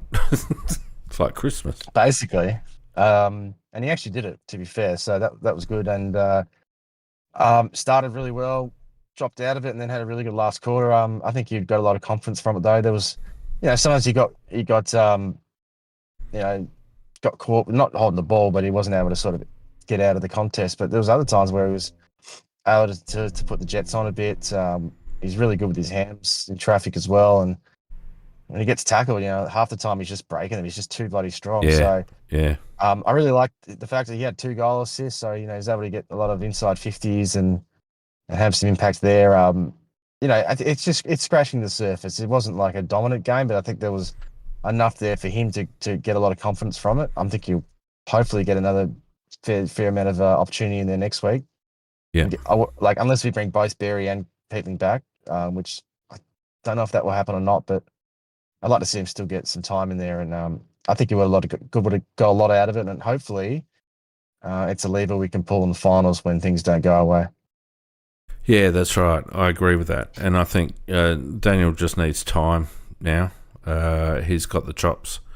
He's a little bit of a loper, but he's sneaky quick. Probably just needs to work on his first couple of steps and not rely too much on his fend, because good players get wise to that pretty quickly. They know the players that fend. And unless you're that bloke from Richmond, who could fend a brick wall off, you can't rely on it. You can't crutch on it. So he needs to probably just work on his first couple of steps just to get a little bit of separation. But really promising, I felt, and I was glad that they gave him some good time. Conversely, Jake Saligo also got some time on ball, and I felt like he was just a yard off. Obviously, he struggled with a interrupted pre-season as well. He got the 19 touches, 13 and 6, 7 tackles, 4 clearances. I just didn't feel like he had a lot of hurt factor though, big man. And like I said, he just looked like a yard off the pace when he was in the middle. 4 inside 50s, 4 score involvements. The numbers aren't bad, and yet I didn't feel like his impact was high. I agree. I didn't like his game that much. He junked up a bit in the last quarter to pad the stats a bit. But throughout the rest of the game, he was okay at times, but some of his ball use and decision making was a bit off. Turned it over a bit by foot. And he got caught a few times as well, where he should have had enough time and space to get rid of it and do something positive with it. So, he's been a bit up and down. It wasn't a disaster game by Jake. I just thought, I think he's better than that. I think we're all hoping it just comes together at some point this year, but we're getting close to finals, and if he wants to play mostly, a bit more midfield time, he's got to be a bit sharper in with his ball use, and he's just lacked a bit of power and stuff. Right now, if he gets caught, he tends to stay caught, which wasn't the case in previous years. So I feel like Jake's very much a player that is on the borderline in terms of fitness. We saw him gas out a few times in games when he was running on top of the ground a couple of years ago. And I just feel like he's the type of player that needs continuity of work, and that downtime that he had with his heart issue, I think really, burst the bubble on his season a little bit. PJ in the chat says he could see Saligo slotting down to the half forward line and Taylor coming out. I reckon that's a pretty good call. If they keep Saligo in the side, I reckon it'll be more in that hybrid forward role. that and was Taylor may well be the casualty there. that was the role Dowling took today, wasn't it? The one More or Saligo had less. previously. Yeah. So Dowling would come out first, I would imagine. Yes. But then, Having probably said that, Taylor Dowling after had a that. really good game. He did. Yeah, I agree though. I want more from Jake than what he's doing. I know he's had the setbacks, but he's had a pretty clean run at it otherwise this year, and he's better than this. Even just the kicking, in his first few years, he was a really good ball user. Mm. He was really classy, and he just at the moment he's just today some of his really ordinary kicking that They're hurt us to go the other way sort at of times. things that's the sort of stuff though that falls away when you're not feeling 100% fit. When you're when everything's an effort, and when you're under a little bit more pressure because you're a yard off, so your disposals are under pressure. You don't have as much time to make good decisions, look up the ground, all that sort of stuff. And that's what I'm seeing from Jake at the moment. He just doesn't look like he's got enough time, which is a shame. I love what he brings. I love his energy, and I love he's got a bit of mongrel when he's up and about. I just feel like he needs that. He needs that work, and any sort of interruption really impacts him more than a lot of players. We'll just talk on Billy quickly because we can't understate this game. He had 18 disposals, 13 and 5. He took 11 marks, had 2 clearances, gained 375 metres. He's understated, so he kind of flies under the radar a bit. But then you see that he's had, 2 inside 50s, 9 score involvements, win at 78%. Like, it's a big impact game for him, Billy Dowling. Kicked a couple of goals. Yeah, he nearly kicked a ripper from the boundary too. That I swear it was going to bounce through, but it didn't. Yeah. Didn't get the spin. See, yeah, look, I think one thing with Billy that I've always said is, because people say, "Oh, what's his weapon?" And I said, "Well, he's a good midfielder that can kick goals. So you can chuck him up forward, and he's usually good for a goal or two a game because he just has that ability to find space and have shots." So he grasped his opportunity today, didn't he? Yeah, he did. Whereas the West Coast game, he looked a bit out of sorts, but this game, he really just said, "No, I'm here." Yeah. And it was good to see him get up the job opportunity instead of having because he deserves it. Like, he's been far and away the most dominant player we've had at the Sanford level this year, alongside O'Brien. Mm. We don't want to bring in because of structural reasons. So I'm right for Billy. I'm still going to have question marks, obviously, about his spot in the team and the squad going forward. He'll play next week, of course, but then after that, it becomes a lot more dicey. Mm. But just wrap for him to play well, and as you said, some pretty handy stat line there. The goals, the involvements. That sort of high half forward role he played. It's a bit of wing. It's impressive stuff. Despite the opposition, I know, but he cashed in today. It was really good to see. Do you know? Back when Jared Lyons was playing with us, I was appalled that we lowballed him because, to my eye, Lyons was one of the few players that could break out of a stoppage and hit up a forward. The amount of goals that were scored off Jared Lyons' entries was above the trend line, and there's a bit of, not in the same way, but there's a bit of Jared Lyons about Billy Dowling. He's unassuming. And so his work goes a little bit unnoticed, and Like, that's a sneaky good game that he's put together today. Albeit against Essendon, I understand that, and he did look pedestrian the week before against West Coast. But we've seen it before. Like when he got that run of games in, when was it, 24? He didn't look out of place at all. And we threw him around. We had him off half back. We had him on the wing. Just we were a crap another team. one. Yeah, So just another what if situation. Yeah, I mean, this is another one where clearly it just comes down to the coaches not being big fans of him. I think I've been pretty clear in stating that I've even overheard things at times where it's pretty obvious that they think that Bill's got a few deficiencies in his game, and he does. But he's got an insane work rate. He knows how to find the pill and he kicks goals. So, and I don't think he's a real he's not a turnover merchant or any of those guys, as well. Like he's a pretty smart footballer. I've always thought he's like sort of a better version of Lockie Sholl in a way, where you can trust him more physically. He kicks goals. And it's funny, like we play him in the midfield in the sample, but he didn't get any time in there today. But I still think he did his job. So he's another one that might have to look out elsewhere for more opportunity. But you sort of need a few of these players still on your squad, to come in and be depth. And one thing about Billy too is he actually has improved year on year. I think particularly this year he's had a much better year. So he's not just sort of been the same player this whole time. I think he's getting better. And he's dominant. He's dominant at Sandford level now. So I'm glad he got the opportunity. It's just it's a tough one going forward because he's clearly going to make way for someone, but it won't be this week. Not after that game. Probably the last person I want to talk about is Tex. Clearly, the bloke can still take a mark when he's put in the frame, but he doesn't do much else anymore. And I've not seen Tex shank a kick like that for a very long time. Can we carry him into finals? Can we? Seems to only be playing a good half at the moment, doesn't he?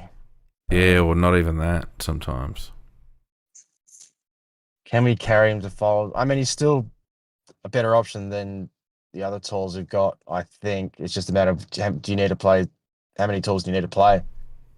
If you're rucking Thilthorpe as like a second ruck, then what happens when Fogg has to come off, or if you're not playing Tex, suddenly you're actually looking too short up forward, which brings its own issues. And I think probably seen enough of Ibis to know he's not quite ready yet. So I don't know if I don't want him coming in for Tex and Ludovic. I think we're all excited about him, but he's another pre-season at least off. Yeah, so he gets a little taster now, maybe next week as well, and that's it. But I can't see him playing finals or anything. So I just don't see who else comes in. I mean, Archie does play quite tall for his height, so he does give you that sort of thing. But he's the only player I could probably trust in that regard, and he's barely played all year, so who knows if he's going to be able to stay in the team with his fitness. So I think he stays in the team, but no, I agree. I mean, as good as Tex is, he just he's a bit of a as you said, 1 or 2 quarters at the moment. He can't seem to run out games and have an impact, from start to finish, which is a bit of a problem. Yeah, and it begs the question whether Tex starts on the bench. We have a forward line set up of Fogg and Riley, and when Riley goes into the ruck, Tex comes on, and we have a bit more of that sort of rotation. I just can't get past the fact that again today and in previous games where we've played a little bit smaller up forward, we look far more dynamic, and the biggest thing is that Riley has space to move. He has space to work in. Whereas with the extra tall up there, it's often a situation where they're running into the same spaces, or they're clogging up each other's leading lanes, or they're all jumping at the same ball, or I don't know. It looked a lot more balanced today, in my opinion. And you bring Fogarty back into that situation, obviously, for Ludovic. And, Fogg and Tex are such similar players, whereas Ludovic, obviously completely different kind of player. I just wonder whether it's the best setup. Yeah, if we had better opportunities in reserve, better what's the word I'm looking for? Alternatives in reserve, then I'd be more for looking at not playing Tex, but just with the way in which our squad is structured, like it's either play Tex or don't play that extra tall. I think for me at this point, and I think I'd rather just because of what Tex can do. Yes, his output's dropping, but he's still going nearly 2 goals a game. I think that's still something you probably don't want to give up as much as it does. He does hurt on the deck in terms of putting that pressure on. I wonder if it's a 0-0 draw, though. I wonder how many, you can quantify he contributes to going the other way. Yeah. Well, I think this is, and I also think this is an issue with our squad going forward, because this is likely Texas last year. I mean, you think so? We keep saying that, but he keeps getting, another year each time. But, that's why it's so important and positive as well that Ludovic looks great, because he's someone he's probably going to be the next player to fill Texas boots. Not saying he's going to be bloody Tex Walker, but we needed a key forward coming through with a bit of mobility and X factor. And I think Ludo could offer a bit of that. Yeah, he looks like a natural footballer, which is probably not something you'd say with something like Ibis and Welsh. Has got, he's improving, but he's still got a long way to go if he gets the opportunity. Yeah, at this point. And Mitch Marsh is more of a lead up hybrid type wingman or Archie kind of. Yeah, he's playing a lot of wings. So I think we see him more, with Curtin moving into the midfield. I think we see him as more of a wingman going forward. So, we needed a key forward coming through. We finally got one, but he's going to take some time. So in the meantime, I just don't see a better alternative than Tex, unless we just don't play that tall. Yeah, it's going to be very interesting because our club is not prone to making hard decisions like that. The last time we made one, we won 2 grand finals, or 1 grand final, dropping Modra, who was out of form.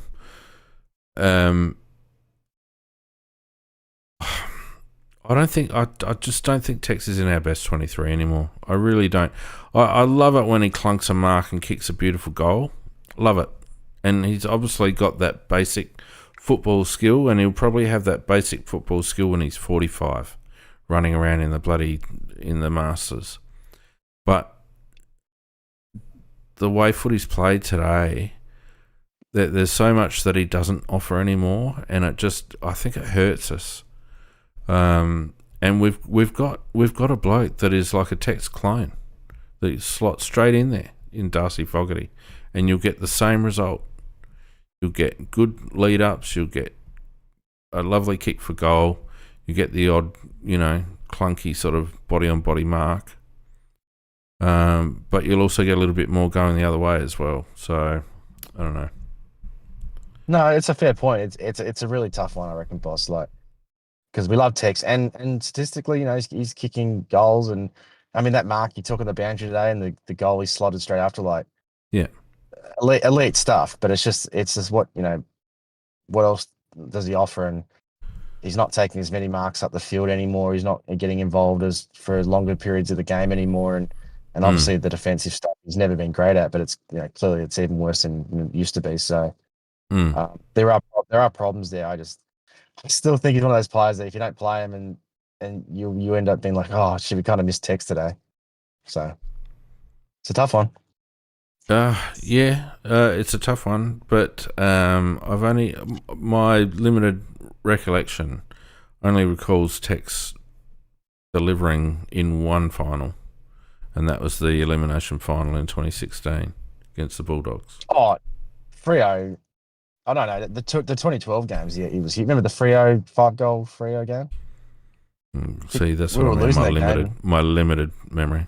And then he kicked 4 against Hawthorn in the prelim the next week. We nearly won that one. It's a long time ago. It is a long time ago. I know. It's 13 years ago. Well, to be fair, we haven't played a lot of finals. No, I know. I understand, but I don't know. It would be absolutely horrible for Tex to miss out on playing in a winning final or playing in a prelim or, God forbid, playing in a grand final. It would be terrible luck for him to be 1 year out.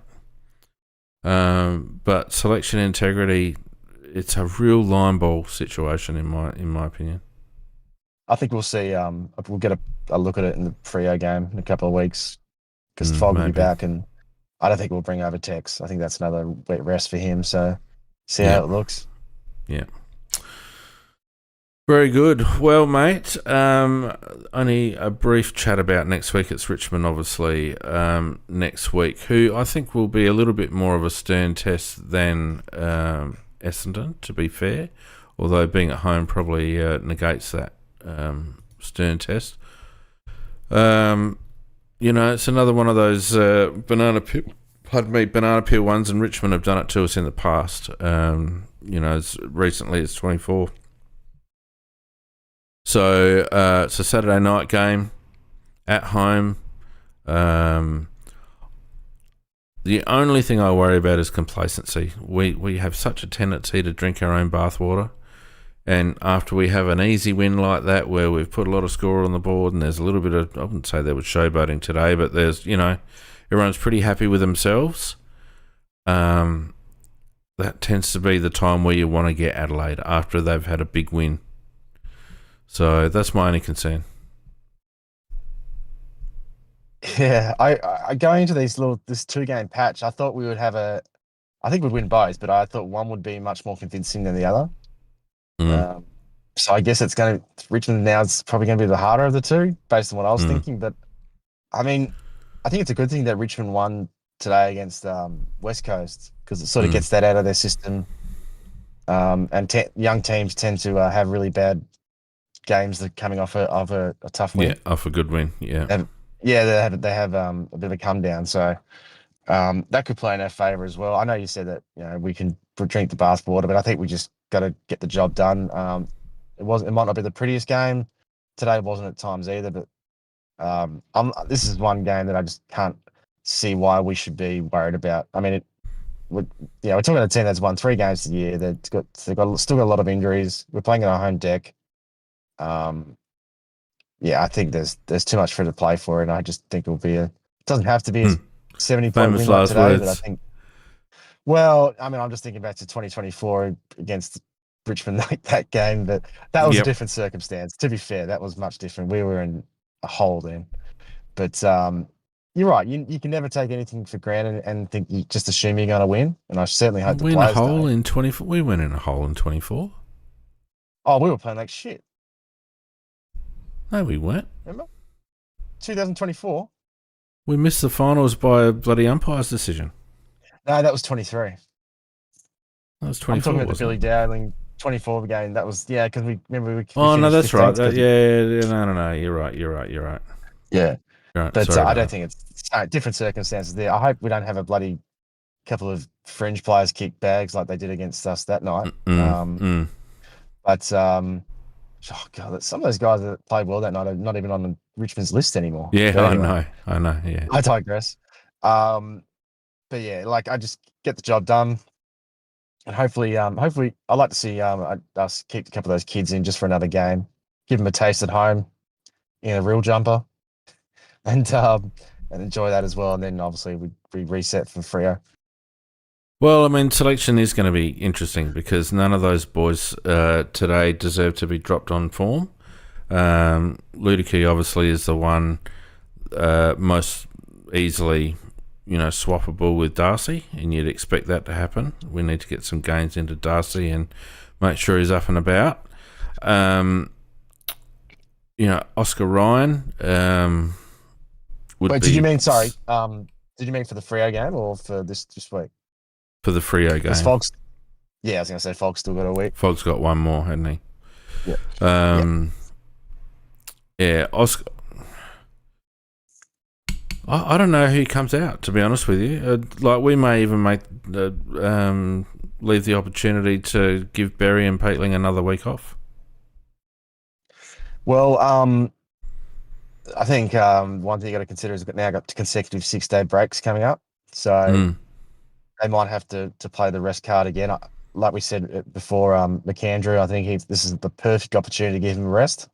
Agreed. He's fatigued. He's lost his leap. Yeah, and he's like mistiming it and sort of looks a little bit uncoordinated. I agree. He needs a weekend on the couch. And I know people are going to be like, "Oh, don't do it," but it has to be done. You just play Rob for a week.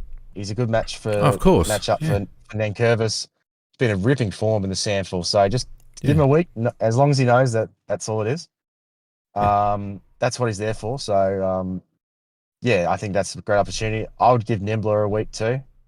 He just looks a bit cooked to me. And him or Taylor, I think, should get a rest this week for that half forward role. Or potentially Saligo. The question is who comes in, because unfortunately, for a lot of people here, I think Laird's due back. But obviously that's another defender. Not this week. It'll be next week, won't it? I think it's this week he's ready to go. I thought he still had 1 to 2 left, but anyway. Well, he thinks he's ready this week. So, and then of course, he better not show his face at the panel. I might dump a chair over his head. So you like to think one of Peatling or Berry come back. It sounds like Peatling's the one that's closer. I don't know. Yeah. If Berry's got feet issues, that worries me. Whereas I think Peatling's just a hit problem. So I think we probably lacked a little bit of the dog in the fight today at times. I think it showed when we missed them just a little bit. Yeah. So to have one of those back would be good. But otherwise I think apart from Borlase coming out for Murray, assuming Butts is no good, I would assume the other outs would be rests, I'd imagine. Yeah, Willow's come up with his stats. I'm just looking at if anything sticks out. We were 90% first possession to clearance percentage, which is huge. Not much. Post clearance contested and ground ball, we were up. Not much else really stands out.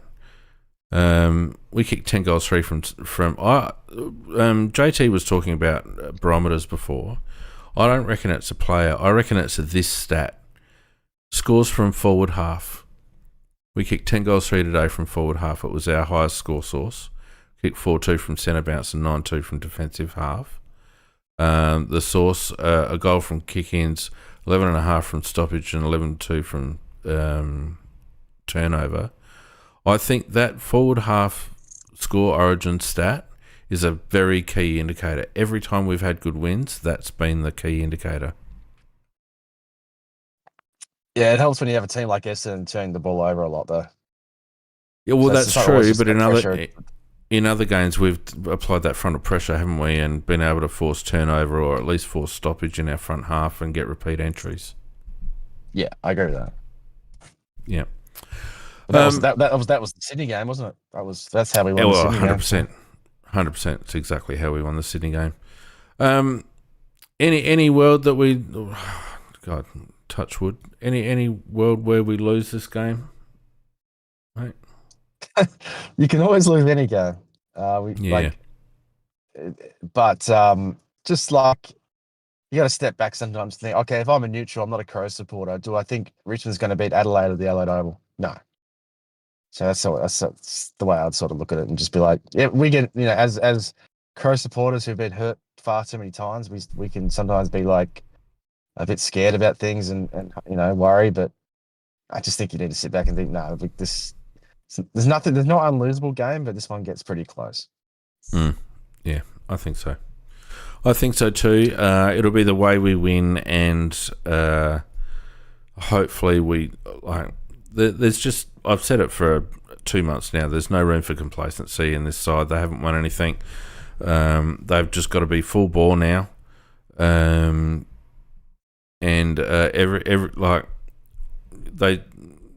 clearly you win, you aim to win every game, but I think like the fun's over now, and if they've been like changing their preparation a little bit, a lot of talk coming out of Adelaide that they feel that maybe they peaked a bit early last year and they were a bit gassed by the time they got to the finals, and I think there might have been a little bit of that. So maybe they've changed their strategy a little bit in that regard, and we're just kind of moving up. We've certainly done a little bit better in the last month or so at resting a few players. So selection integrity will be the big one for me over the coming month. But certainly this week against Richmond, I couldn't foresee any changes other than those that are forced. Unless there's players coming back in. So obviously ball ace has got to get changed as well for Murray, as we spoke about, most likely. So there'll be a few changes, but we can't lose this game, and we have to. Percentage is going to be so important that we can't afford to win by 2 goals. Well, it might be the difference between us and Brisbane as where we finish. Correct, 100%. And I mean, Melbourne's is probably too low now, unless we got absolutely flogged in one game, which could happen against Freo, but I don't know about that. But I think that's too much ground for them to make up. So, but Brisbane and Geelong, but I think Geelong is going to go ahead of us, unfortunately, because of their ridiculously easy finish to the year. Yeah, that's right. But Brisbane, yeah, they're the big one to watch. So, well, the only thing in our favour is that does matter. The only thing in our favour, mate, is that Freo might take their foot off the gas and do a little bit of player resting themselves, given that they've pretty much got first place sewn up. Certainly if they win this week, they've got first place sewn up. They might start manipulating their squad a little bit to freshen up.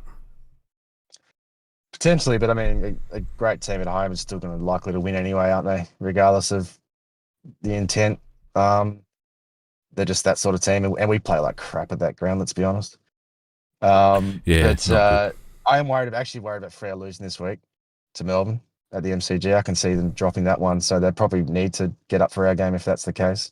But obviously that's just guesswork at this point. Can I just chuck a really quick Hall of Flame, because obviously I'm not there on Tuesday nights. Wow. Before we go. Sure. How did the bloody hell did Harry Dean get off for his tackle on Cam Rayner? Look, mate, I don't know. I just don't know. I don't get it. Yeah, Rayner wasn't concussed, but Connor O'Sullivan wasn't concussed or had to go off the field from that push from Tex. But I'm just seeing a guy that gets dead set tackled into the dirt head first. Yeah. No, and he got off. Completely got off. Yeah. Give me a. Was it even? It wasn't even sided, was it? No, not even sided. And this was it was a Saturday night game. I mean and also just quietly, I noticed today in the halftime game between I think it was Richmond versus West Coast, the Vic media were already talking about how he wouldn't get suspended and how they were trying to get him off. Like they were just basically trying to get him off. Harry Dean. It's the complete opposite to what they do with players from Adelaide. Yeah, it's that there was no troll by media like Tex and Fogg got. Yeah. Oh, it drives me nuts. That was typical. I mean, remember Peatling laid that tackle on Lockie Neal, and Lockie Neal just got up and was fine, and Peatling still got the week. Yep. I think Pedler did one on Houston and got a week as well, like years ago. I don't get it. I don't get it, mate. Well, I do get it because they're corrupt Victorians, but you know what I mean. It's bullshit. I think it can't be left to one person to cite, because I'm pretty sure the way it works is that it's Michael Christian and that's it. Here's the match review panel. I don't think anyone else gets involved, and I think that's wrong. I think they need to collate potential incidents, and I think it needs to go to a panel of 3, and that panel of 3 need to have a majority vote on each one. That's how I think it needs to work. Having it left to one person is just, even if Michael Christian's a saint, there's clearly still subconscious bias there. It just is. There just is. It happens too often now. It's a trend. Yeah. Anyone who saw that tackle would have thought that was at least a week. Yeah. Regardless of the outcome. If it was a concussion, that's 3 weeks.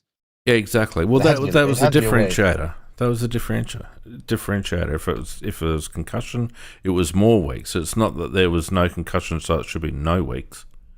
Just ridiculous.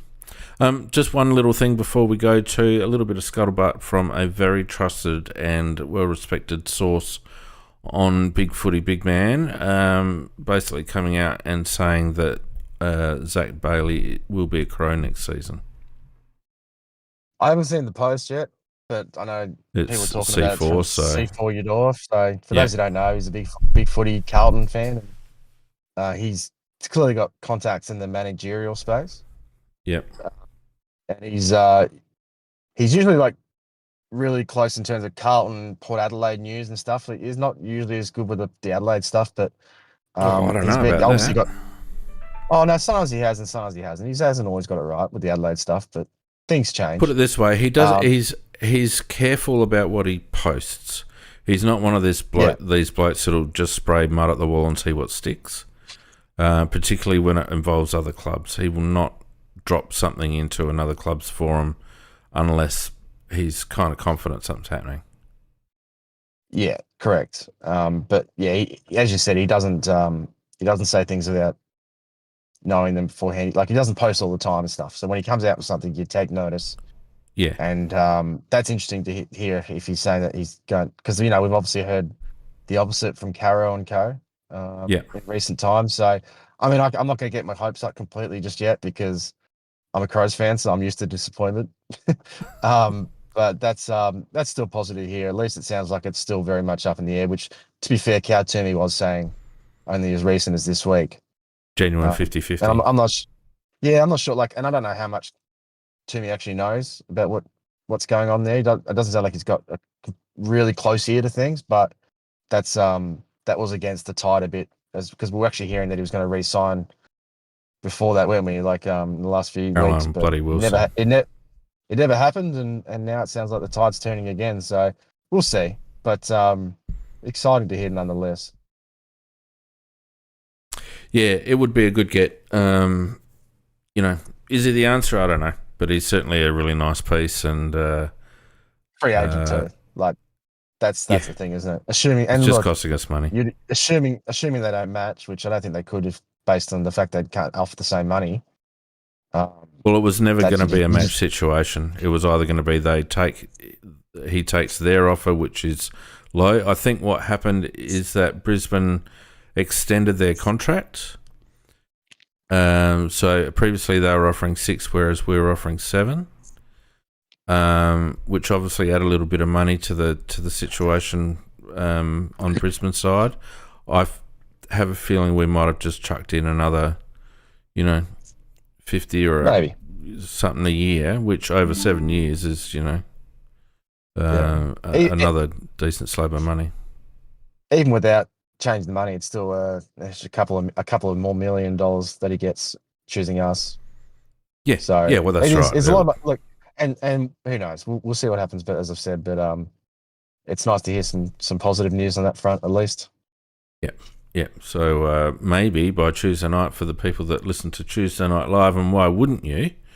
As I just received a text from Macca, so I wonder what's he texting me for? He's not God's happy. I sake. bloody went early with the flame, mate. Yeah, I stop probably took him from doing my. Oh, I took everything all right. okay, yeah, yeah. No, that's fine. It wasn't about Hall of Flame. Yeah, all right. Well, we'll sign off on that one. And as I said, for those listening on Tuesday Night Live, we may have some news around Zach then. But in the meantime, mate, thanks very much for joining us again, as always, on a Sunday night. Thanks to everyone on Discord for joining us as well, and also on YouTube. We really appreciate your ongoing support. If you haven't already liked and subscribed on YouTube and you like what you see, then please consider doing so. We'd really appreciate it. And also consider joining the Discord community. There's lots going on there. Links in our descriptions and socials. All right, mate. Until next week, I will. I'll bid you farewell. Thanks, mate. I missed Brownie a bit tonight, so I had to talk more than usual. But still, I thought I hope it was a good chat for everyone, and good to get a win. Yeah. Okay. All right, everyone. Thanks very much. We'll see you on Tuesday night for Tuesday Night Live. Until then, be good, stay safe. Good night.